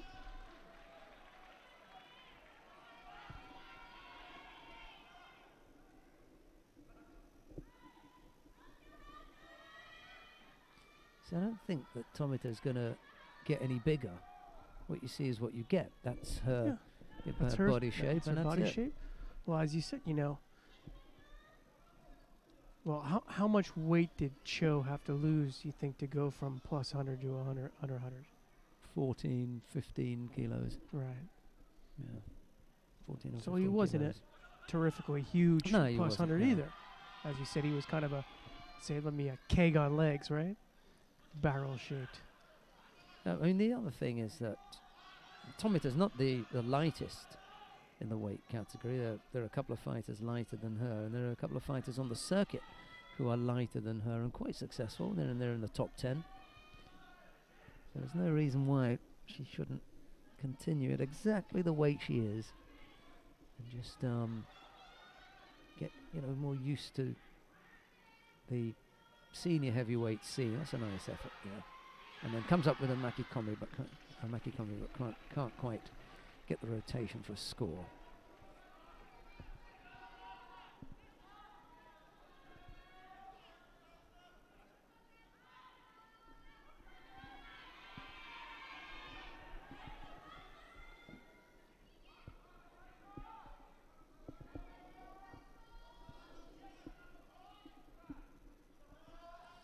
Single Shido against the Japanese at the moment.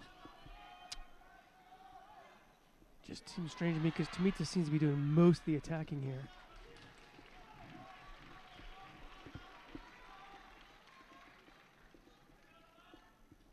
Kinzerska's going to pick up a penalty now.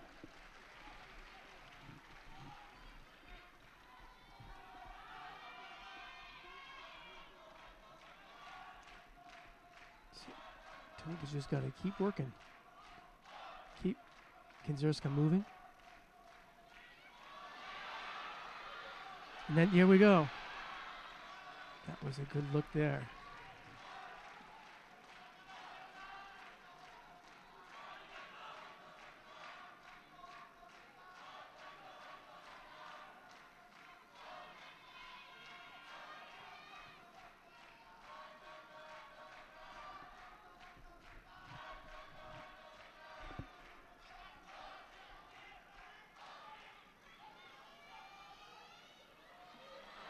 Yeah. Just gets planted.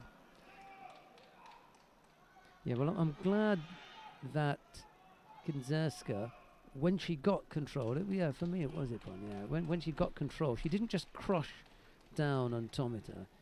She actually came in with a big attack. Right. Because she had it under control and she was down, and she could have just kept that there and gone for the Shida. She didn't. She went in for the big throw and came up with the score. Kinzerska it is, who defeats a spirited and plucky effort from Tomita Wakaba, but just too much of Kinzerska to resist. Bronze medalist in blue for Ukraine, 第3位青ウクライナ Irina Kinzerska takes first of the bronze medals. グランドスラム2つ目のメダルを獲得いたしました。どうぞ拍手をお送りください。 Put a little something to add to your article there, right? Yep, that's another one that we'll throw in there.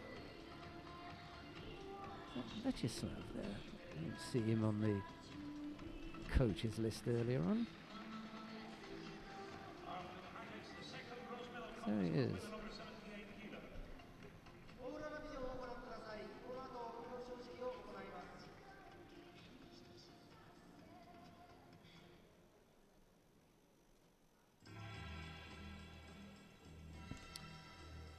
Yeah, you're not going to get off that, are you? No. That was locked on like a ratchet wrench. Right there.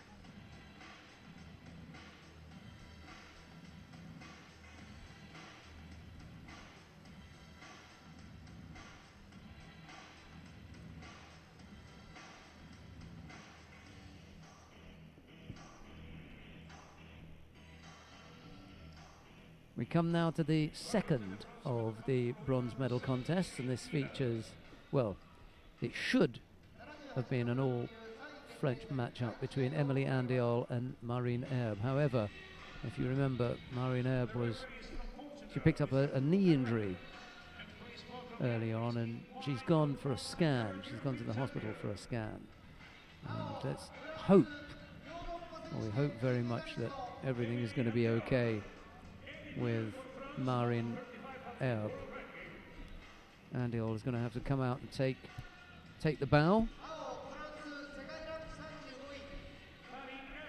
Rather sheepish and embarrassed looking, Emily Andiol. And her thoughts, I'm sure, are going to be right back to her teammate after she's had a bit of a giggle about taking this bronze medal. Okay. That moves us. Yeah. We lost our way there. Moves us swiftly to the final. Final of the over 78 kilo category. Idalis Ortiz, double world champion and Olympic champion, faces the defending champion at the Tokyo Grand Slam, Inamori Nami of Japan. It's Ortiz in the white judogi, Inamori in blue, and here's David McFall. Now, for me, this would be the going away present for Ronaldo because he was in charge of the women's Cuban team.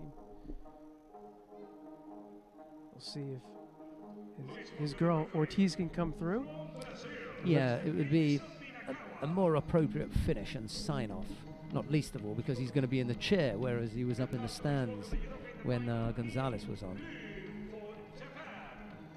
It's his Olympic champion, you know? One of them. He's had a few. He's had a few. Yeah. Yeah, you're right.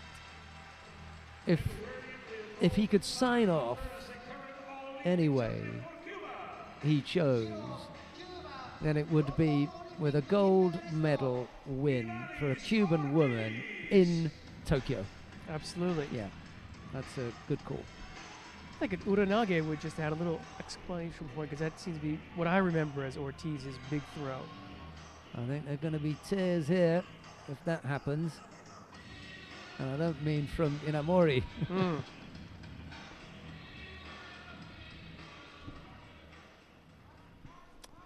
Right, let's see how all of that plays out.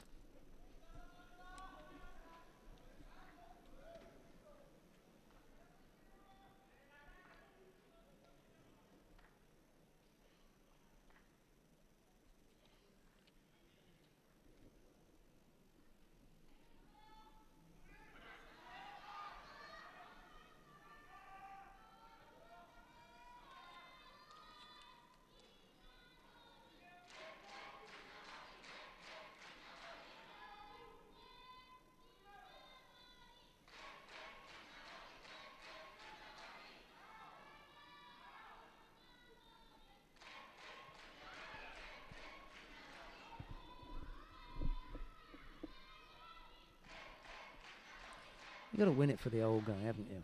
You have to. And then she'll be mortified if she has to come off and say, sorry, I couldn't do it for you, Pop, you know. Just Ortiz is. whoop. Almost. I was gonna say she had a more subdued hairdo, but for this other side, I can see she's got her usual flair. Yeah, there are. Oh, slip by Inamori, turned the wrong way, straight into the Kamishio Gatami. And into the storybook ending. Oh no! Storybook for the Cuban, not for the Japanese. Oh, she's managed to escape from it, Okay, so Yuko. and no damage done. 9 seconds. It's a borderline Yuko. It was just about Yeah, there. You yeah. could see, you saw the colors changing as they have in the IGF scoreboard there. Didn't quite translate. So that was a golden opportunity missed by Ortiz for the fairy tale ending there.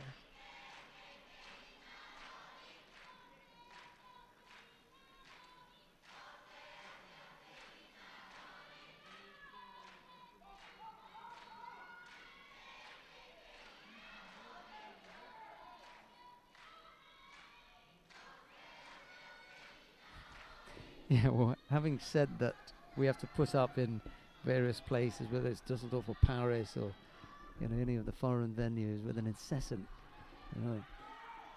bit of noise. When the chanting gets going here, it is incessant. You know, it's repetitive. It's unique. You know, there's a sound that you get here when one of the big companies has one of their fighters on the mat, and it's strangely comforting.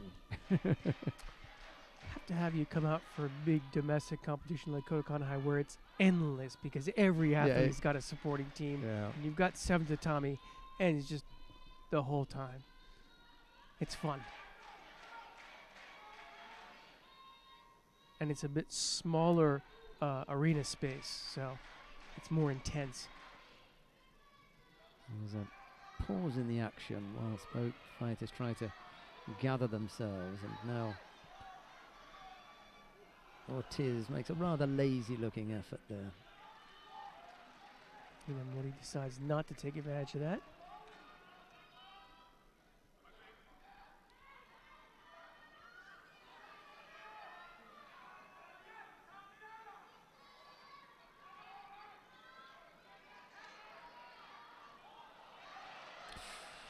Not comfortable now, No. Ortiz.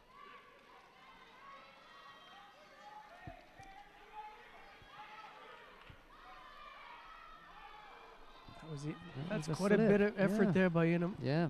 What do they get out of that? Sumitomo.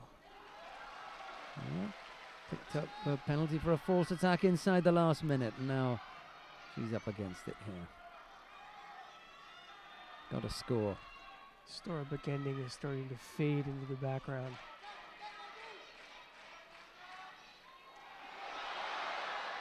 But it's Inamori Nami who comes up with the score. This one has got away from Ortiz, I'm afraid. The only thing, that leg's not going to come out. Couldn't That's make another it happen doubtful, for the yep. boss man.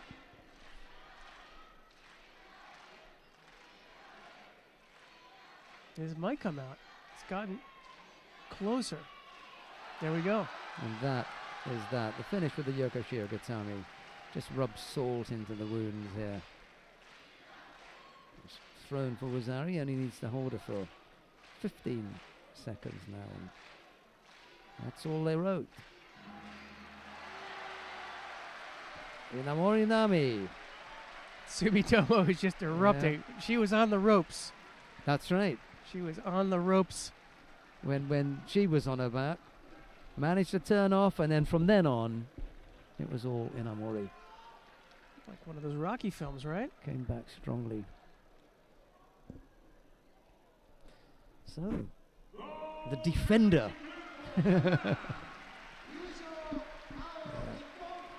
Having taken the title last year, she's managed it. There you go. That's the kid. And they're going nuts at Sumo Timo, folks. They're loving it. We did an interview with her once, and she's one of our outtakes. And when she realised what had happened, she was just the outtake is her in fits of laughter about what she'd said. And that's it. She's just laughing, you know. So we just got this outtake of her laughing at herself, putting her hand on her face, and it's so cute, very, very funny. Well, you know, the thing is she's one of those. She's kind of been in the shadow of Tachimoto and, you know, Mabe and Sakurama, all these great Japanese heavyweights, and yet, you know, she pulled off an All Japan Championship. She's got 2 now Tokyo Grand Slam golds. You just dumped the Olympic champion. Just dumped in the Olympic champion in the process.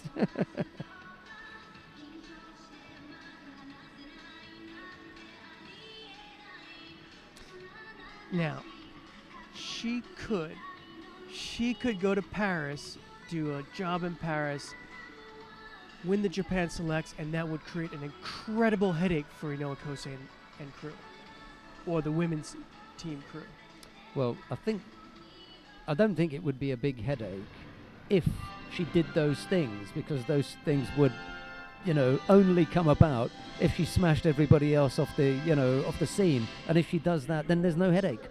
Right, but it You know? just, you know, they kind of, this is the mold, this is the way we fit, this is the way we work this over years, and Yeah, and then if she does those things, then they don't have to worry. She does them.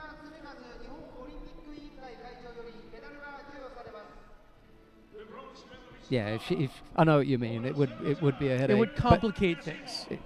It would be a headache. It'd complicate things. And however, if she did those things, they'd be able to step back and say, "Hey, you can't argue with the results." Right, the awarding ceremony in the men's under 100 kilo category. The medals go to Elmar Gazimov and Cyril Marais. Gazimov of Azerbaijan and Marais of France. The bronze medal, sorry. The silver medal goes to Cho Guam of Korea, and the gold medal goes to Haga Ryonosuke of Japan. So, you know, Nakamura has been around for a while, and I'm sure she's gotten the title here before. Sorry. For Haga, this is, like I said, the coronation. You know, he got the world title in Astana, and now in front of the home crowd, he wins the Tokyo Grand Slam. See, it's almost confirming That he's the real deal. Yeah, here's confirmation of something that happened somewhere else. He's the real deal. He is the 100 kilo guy, and this is the guy they're going to send to Rio. No doubt. If anybody is going to get, you know, the early pick, I'd say it's Haga. You know, he's I have no doubt there's about someone there's in every other weight category there's someone in the frame. This time round there's nobody else in the frame yet. And now the national anthem of Japan.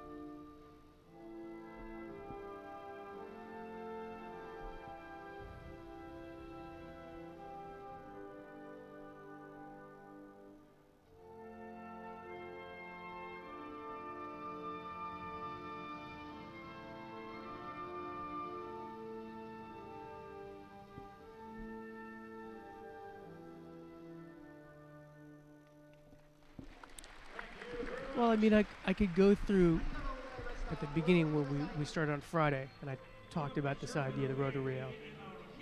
I look at 60, Takato has pretty much locked it in.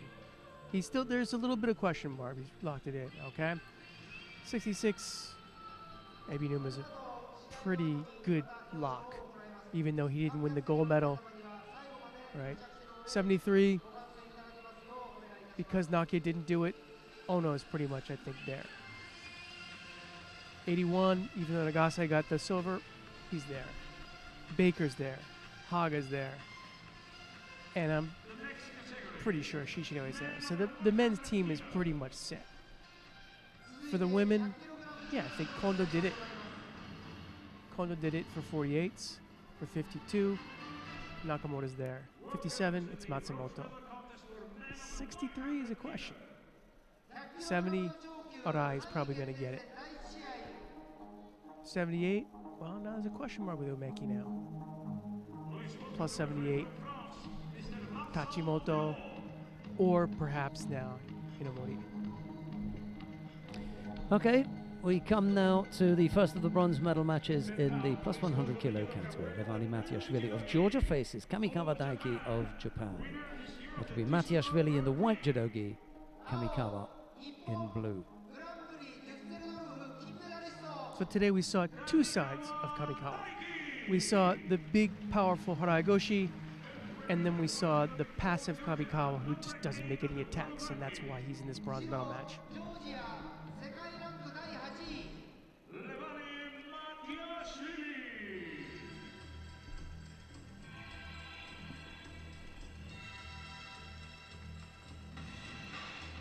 So which Kamikawa are we going to see?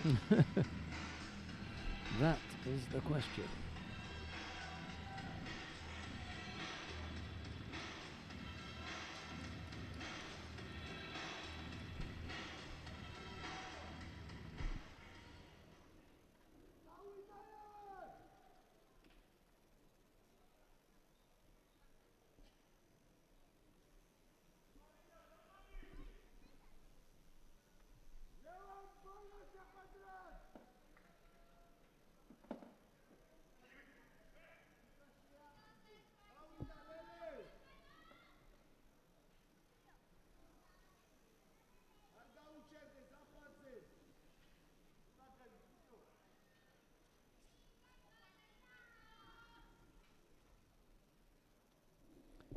The Georgians are spoilt for choice at plus 100. You want to have your fighters in the top 22 in the world. That gives you your qualification. From there, you can work it out at home. Your National Olympic Committee will make the decision as to who represents you.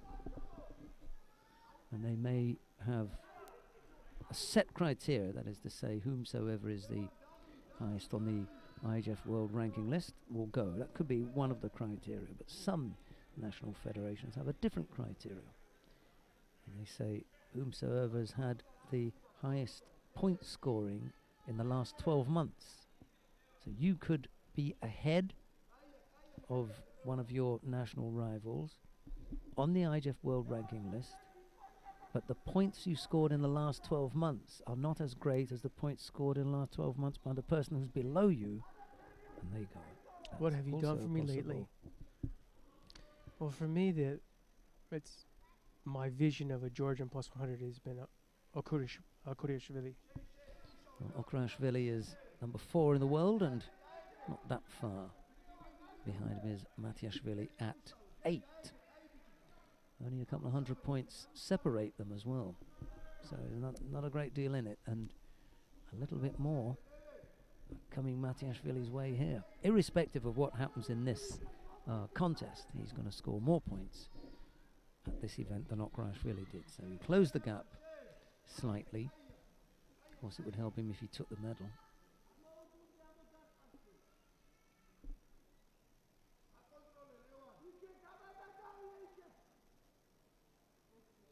Yeah, so the vagaries of selection are not sorted out by the simple placing on the IHF World Ranking List. He missed there, but there was no real power in that, was there? Little foot stuck in there.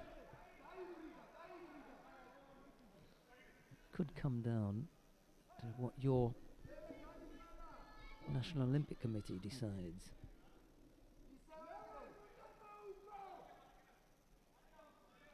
The strong National Olympic Committees who compete or who have more people competing in a wider range of sports tend to want to narrow it down so that they don't have to deal with a plethora of or variation of qualification criteria. They like to say, this is what we want from our National Olympic Committee. This is what it is. And if you do that in, gymnastics or judo or swimming, that's your business. But this is what we're going to say. We're going to take your results at the Continental Championships, the World Championships, and the leading circuit events in whatever sport it is that you're involved in the last 12 months, and that's it, or in 2 years, or whomsoever leads in the ranking list in your sports recognized ranking list. There are all sorts of ways. It's not clear cut. So right now we're looking at Okrashvili, number 4 on the world ranking list, Matiashvili at number 8, and if it ended like that, we would assume that the one who was ranked higher would go, because they're both qualified. Of course, the IJF has its own qualification criteria as well. But what we're really talking about is when they both end up in a qualification position, that's when the IJF washes its hands of it and says, hey, you got 2 qualified athletes, you tell us which one you want to go. Entirely up to you. 3 is the same thing. Second penalty picked up by Matiashvili there. Could have 3 in the weight category qualified. The Japanese regularly have 3 people in qualification positions. Well, for the past 3 or 4 years, Shishino has been the go-to man.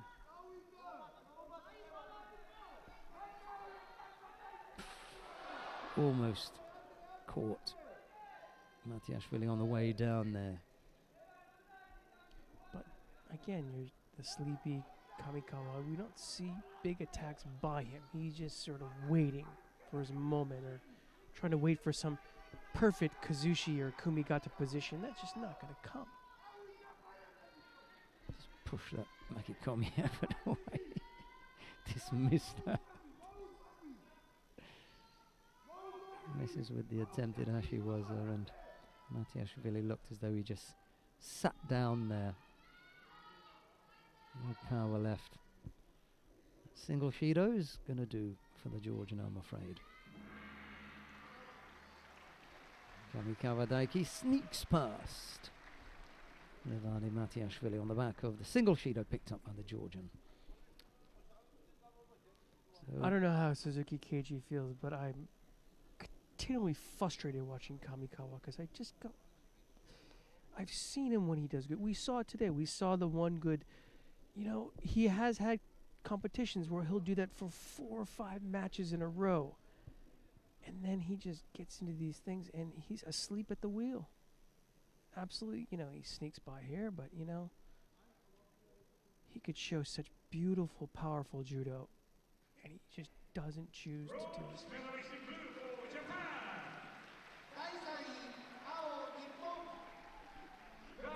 there's the aforementioned coaching group up there, headed up by Inoue Koze. 2 more contests to bring you then. We've got the last of the bronze medal matches, and then we'll be here for the final. Let's have a look at some of the highlights from this one, and then we'll be back with the second of the bronze medal matches.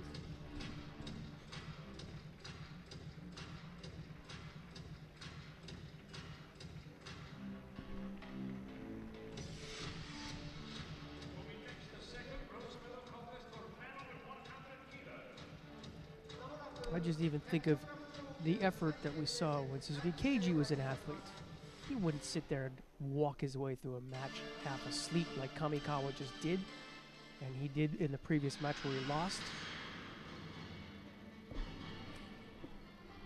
Coming up next, second of the bronze medal matches, Ruslan Bostanov of Russia faces Stanislav Bondarenko of Ukraine. It's Bostanov in the white judogi, Bondarenko in blue. The referee is from the People's Republic of China, Mr. Wang Bojiao. And now, please welcome the judoka. As usual, beginning with the judoka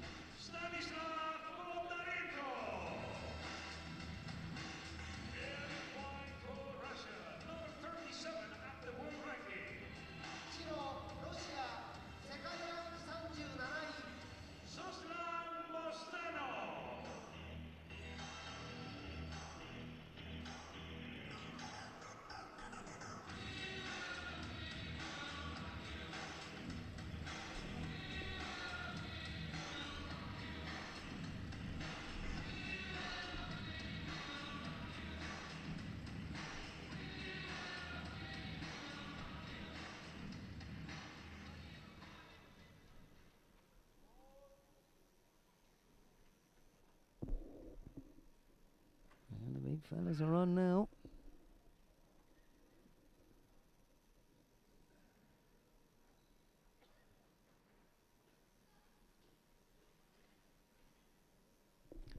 I didn't actually see the head-to-head between this pair.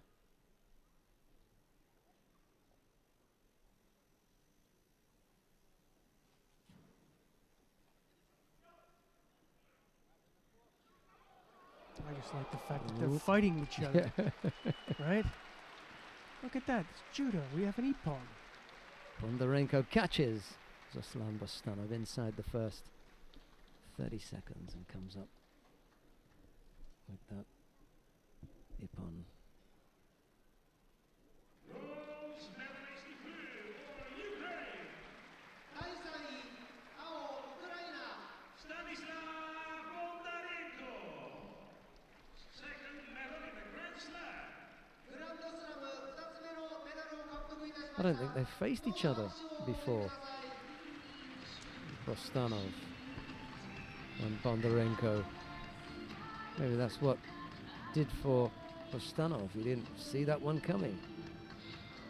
Well, it was a bit of a thumping, wasn't it? Thank you guys for attacking, giving it an effort.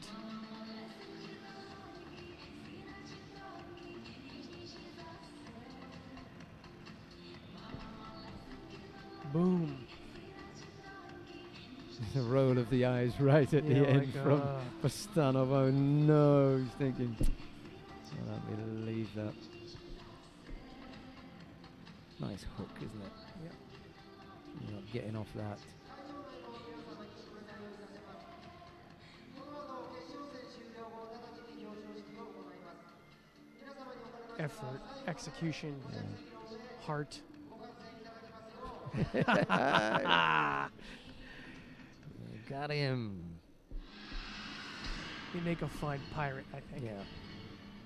We come now to the final of the plus 100 kilo category. 100キログラム Shichinoe Ryo of Japan faces teammate Harazawa Hisayoshi. It'll be Shichinoe in white judogi, Harazawa in blue, and I dare say that most people will be fancying Shichinoe for this one.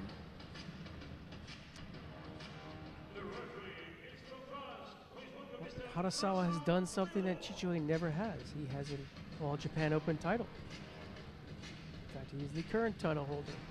Well, we've got two Japanese going head to head, and they're both in the top 10. Shichinoe is ranked number 3 on the IJF World Ranking list, whilst Harazawa is a few places down at number 10. Both big athletic guys. Chichoi a little bit bigger.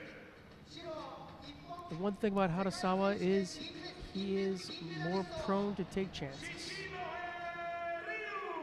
So he may roll the dice a little harder here. And I hope he does. And I hope Shichoi responds accordingly. We have a good match.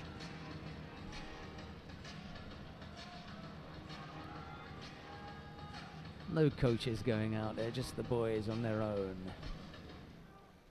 Which makes me laugh about the whole coaching thing anyway.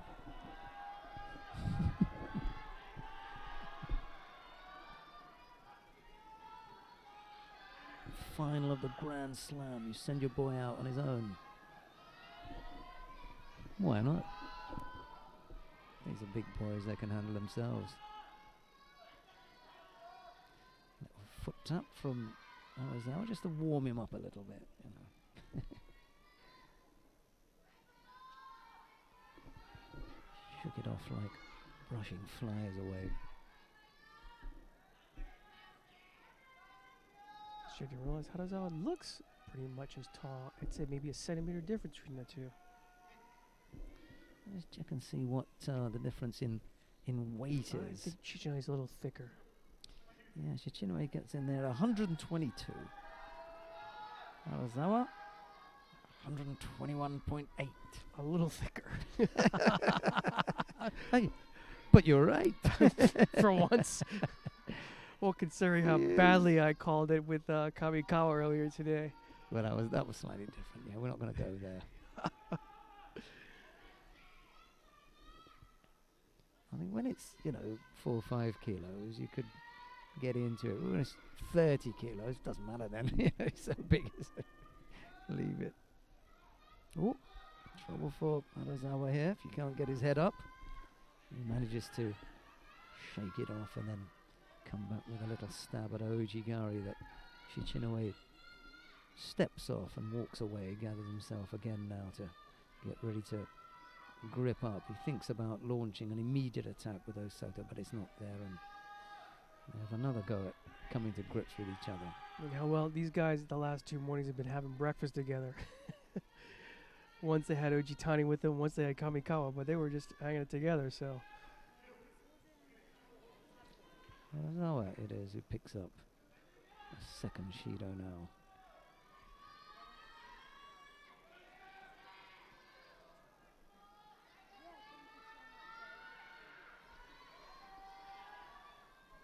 Maybe Shichinoe give us a look at that Steniwaza he was put on before.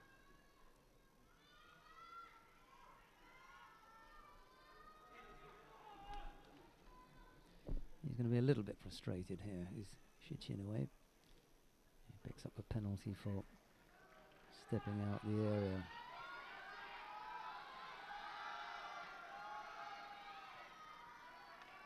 Oh, decided against it.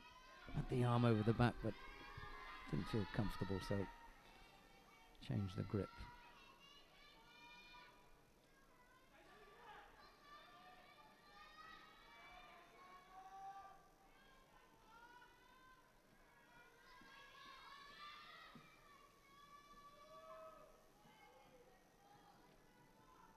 So I wonder if they're going to have breakfast tomorrow. I haven't seen anything here to upset plans. They look perfectly comfortable, the pair of them, in their company, so breakfast is probably on.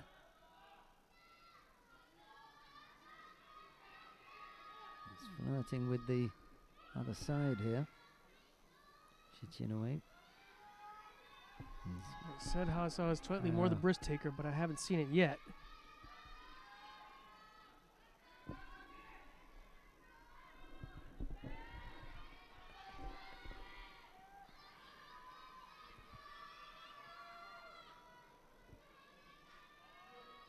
Shame, really. He didn't have a choice. Yep. They just plodding around there.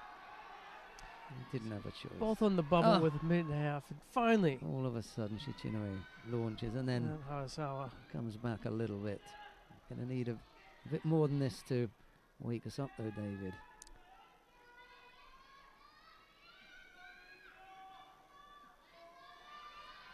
Come on then, fellas. Give the crowd something. Crowd screaming for it. One big effort from either one of you would send them home happy. Just give us an ippon to close the day.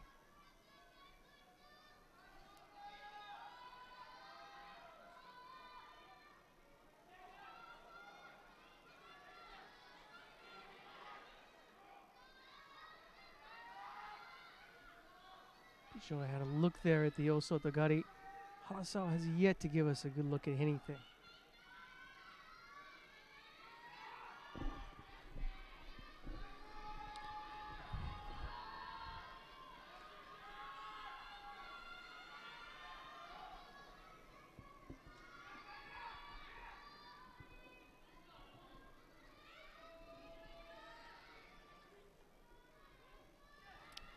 Well, we could end up with a bit of golden score here.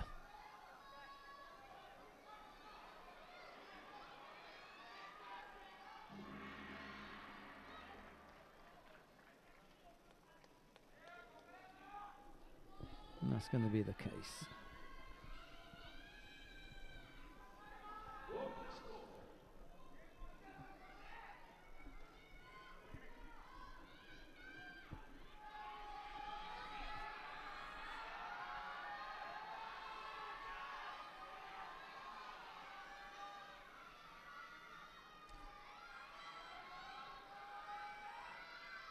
Well, I think it was at the end of the quarters or before this final block when you were saying, well, let's see what the quality of the heavyweights are without Rainier, and this is the problem. They do not take chances. And you've got 3 quality Japanese guys we've seen, and they just sit there. They don't take any chances at all.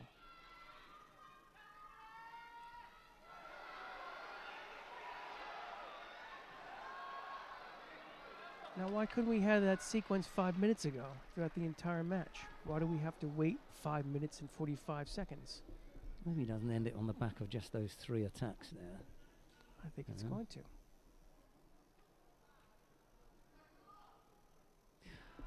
Dear, oh dear.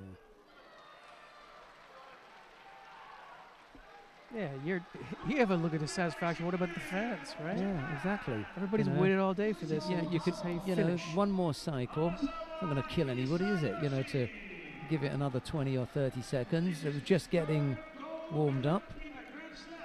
But the rule is 46 seconds, no attacks. I mean, after 20 seconds you could have called it, but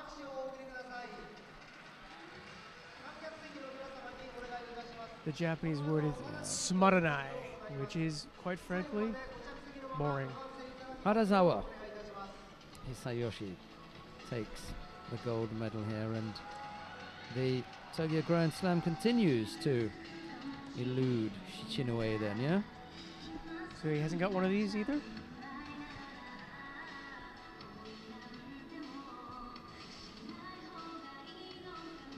He's got a nice photo, but his Grand Slam gold-winning performance came in Paris, so not here in Tokyo. I'm And that afraid. was the year that Rainier was injured, right? Yeah, okay. He's not going to beat Yeah. Teddy in Paris. Right? Was it last year, right? Rainier he had a shoulder injury, I believe it was. Yeah, 2014 last year. We've got the awarding ceremony for the women in the plus 78 kilo category. They're lined up down at the far end of the competition hall. Let's go down here and have a look and see who it is that's getting what. Put very succinctly there, Sheldon. Emily Andiol of France receives her bronze medal, as does Irina Kinzerska of Ukraine. Those are the 2 bronze medalists.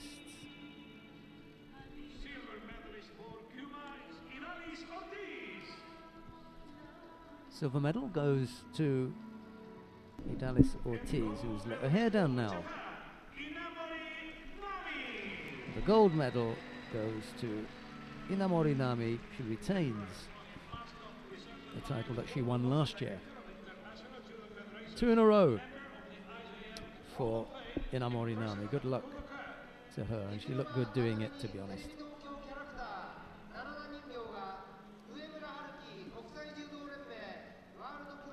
Defeating the double world champion and the Olympic champion, current Olympic champion, in the final. That's not bad, is it?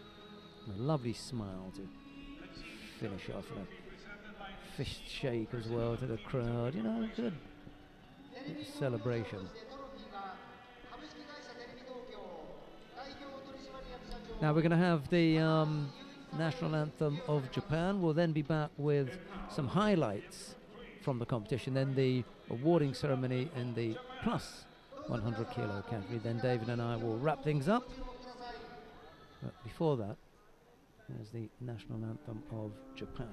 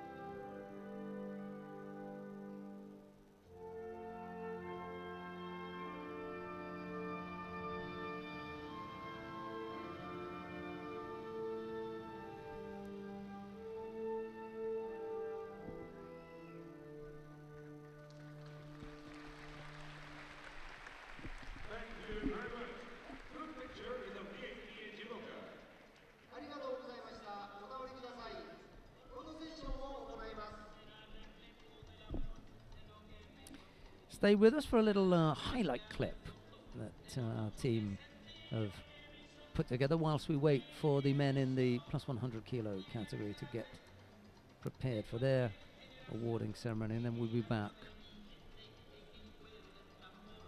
with that medal presentation.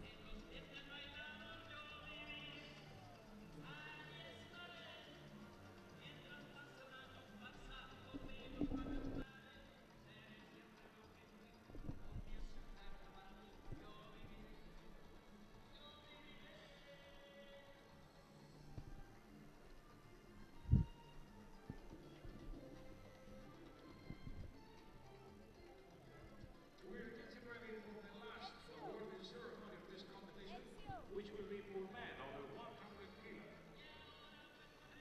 まもなく次の階級の表彰式を行います。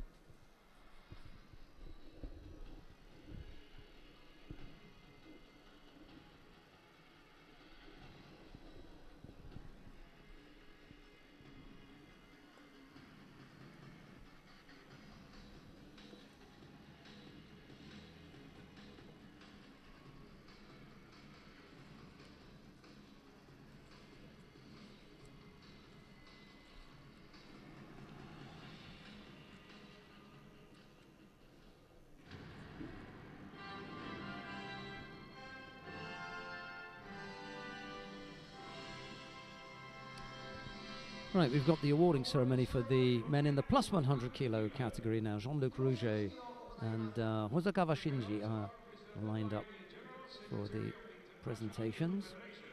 メダル授与国際柔道連盟事務総長 Mr. Jean-Luc Rouget. The bronze medalists are for Ukraine, Stanislav Bondarenko.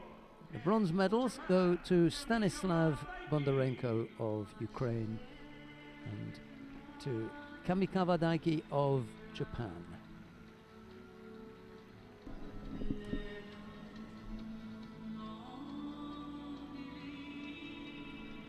Silver medalist from Japan, Shichinohe Ryu.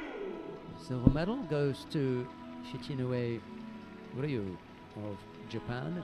And for once, he looks generally disappointed. For Japan, Harasawa He's not Hisayoshi. he's not the most emotional of big fellas. Prize money advanced up to The gold medal goes to Harasawa Hisayoshi of Japan. I think the only time I've really seen Shinoe genuinely smile was when they won the team championships. Maybe he feels better being part of a team, a group, or maybe it's infectious, you know, that, you know, when Baker with the big smile and holding the trophy, and you can't help it, everyone else is smiling. Yeah, as you say, part of the team.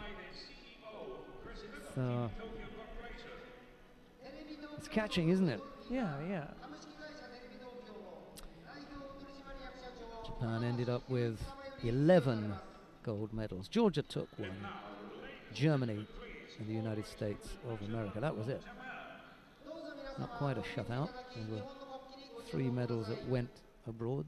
Georgia, Germany, United States of America. But here's the national anthem of Japan.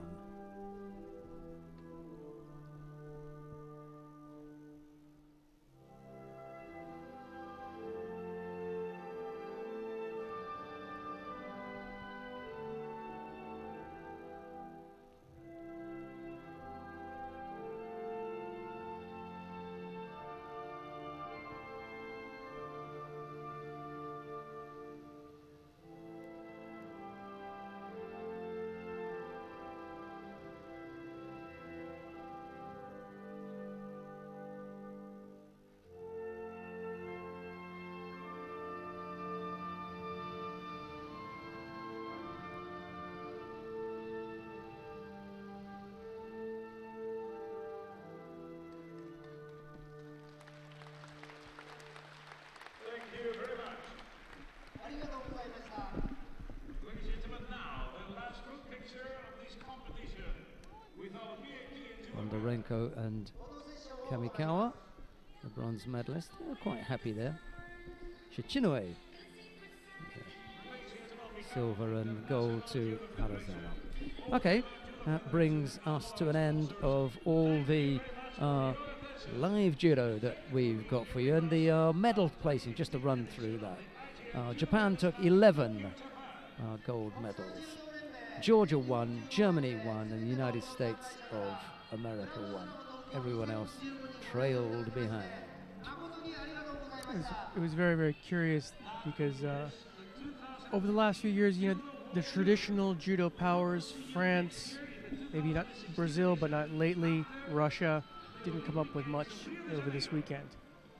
Yeah, spread out a little bit, but not, there were just a few key people missing, and maybe in the end, that's all. We didn't have Kilmendi here. That's right. That would have been nice to see. We never have Rinne here. Well, not since 2010 anyway. There Not may that- be, and from what we saw, it wouldn't have mattered anyway because he would have mowed through all these Yeah. guys.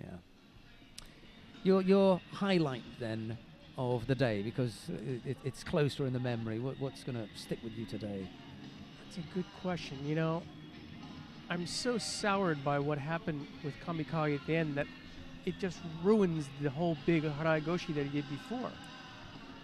He was disappointing, wasn't he? He really was, and we saw the potential of a great athlete, and then he wouldn't perform for us. He Yeah. just refused to do that. And if I think I've gauged what David means here. It's the inability to convert what is clearly exceptional talent. And in the absence of Rinne, that's what we were asking. Let's see who can step up. And really, nobody did. There were flashes, weren't there, of different people. But Well, Haga did really well today, and he had, I think, probably the ippon of the day. yeah, That was it. It was, again, we saw the power from Kamikawa, and the day before we saw the grace of Yoshida, and Haga kind of put those two together in a really wonderful Uchimata. right. We've got to look at the overall picture then, our memories of things over the 3 days of competition here in Tokyo. An abiding memory for you? Good question. Pick a couple. Well, like I said, I picked those two. The Yoshida ippon. Yeah, the Uchimata from Yoshida Tsukasa in the under 57 kilo category. I would also say probably one of the more moving moments was the semifinal where Asami came back with 10 seconds, and then we all thought that she was posed for this big final, and then Kondo came up and stepped yeah, up and had a better moment. and had a better moment. And an even more emotional moment. Exactly. Both That shut that door, didn't it? Yeah, we Kondo. saw the emotion both on Kondo and Takato's face because they both had the taste of being at the top, and then they kind of fell off for different reasons. And now they feel they're back on the cusp of their potential again. I liked Martina Traidos's win as well, because we haven't seen a German win in Tokyo for God knows how long, and we have never seen a German woman. So a couple of men in the past, including at a time when it was the DDR.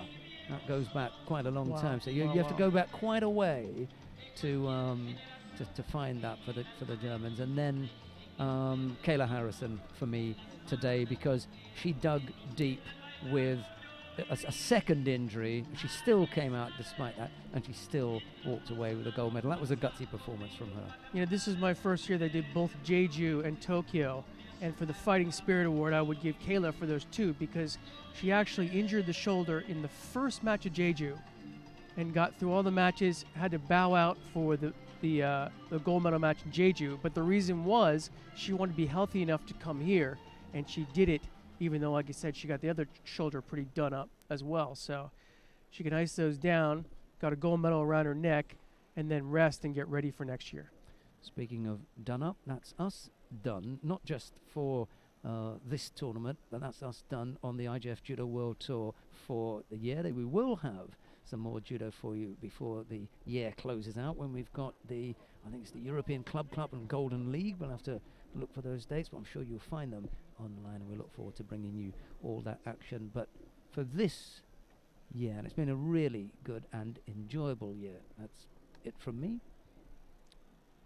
It's been a great year, folks. And the that's it privilege from of him. working with Sheldon. It's always a joy. I'm so happy to see everyone come to Tokyo and was really fun in Astana and Jeju, and I look forward to next year Olympic year. It should be really, really exciting.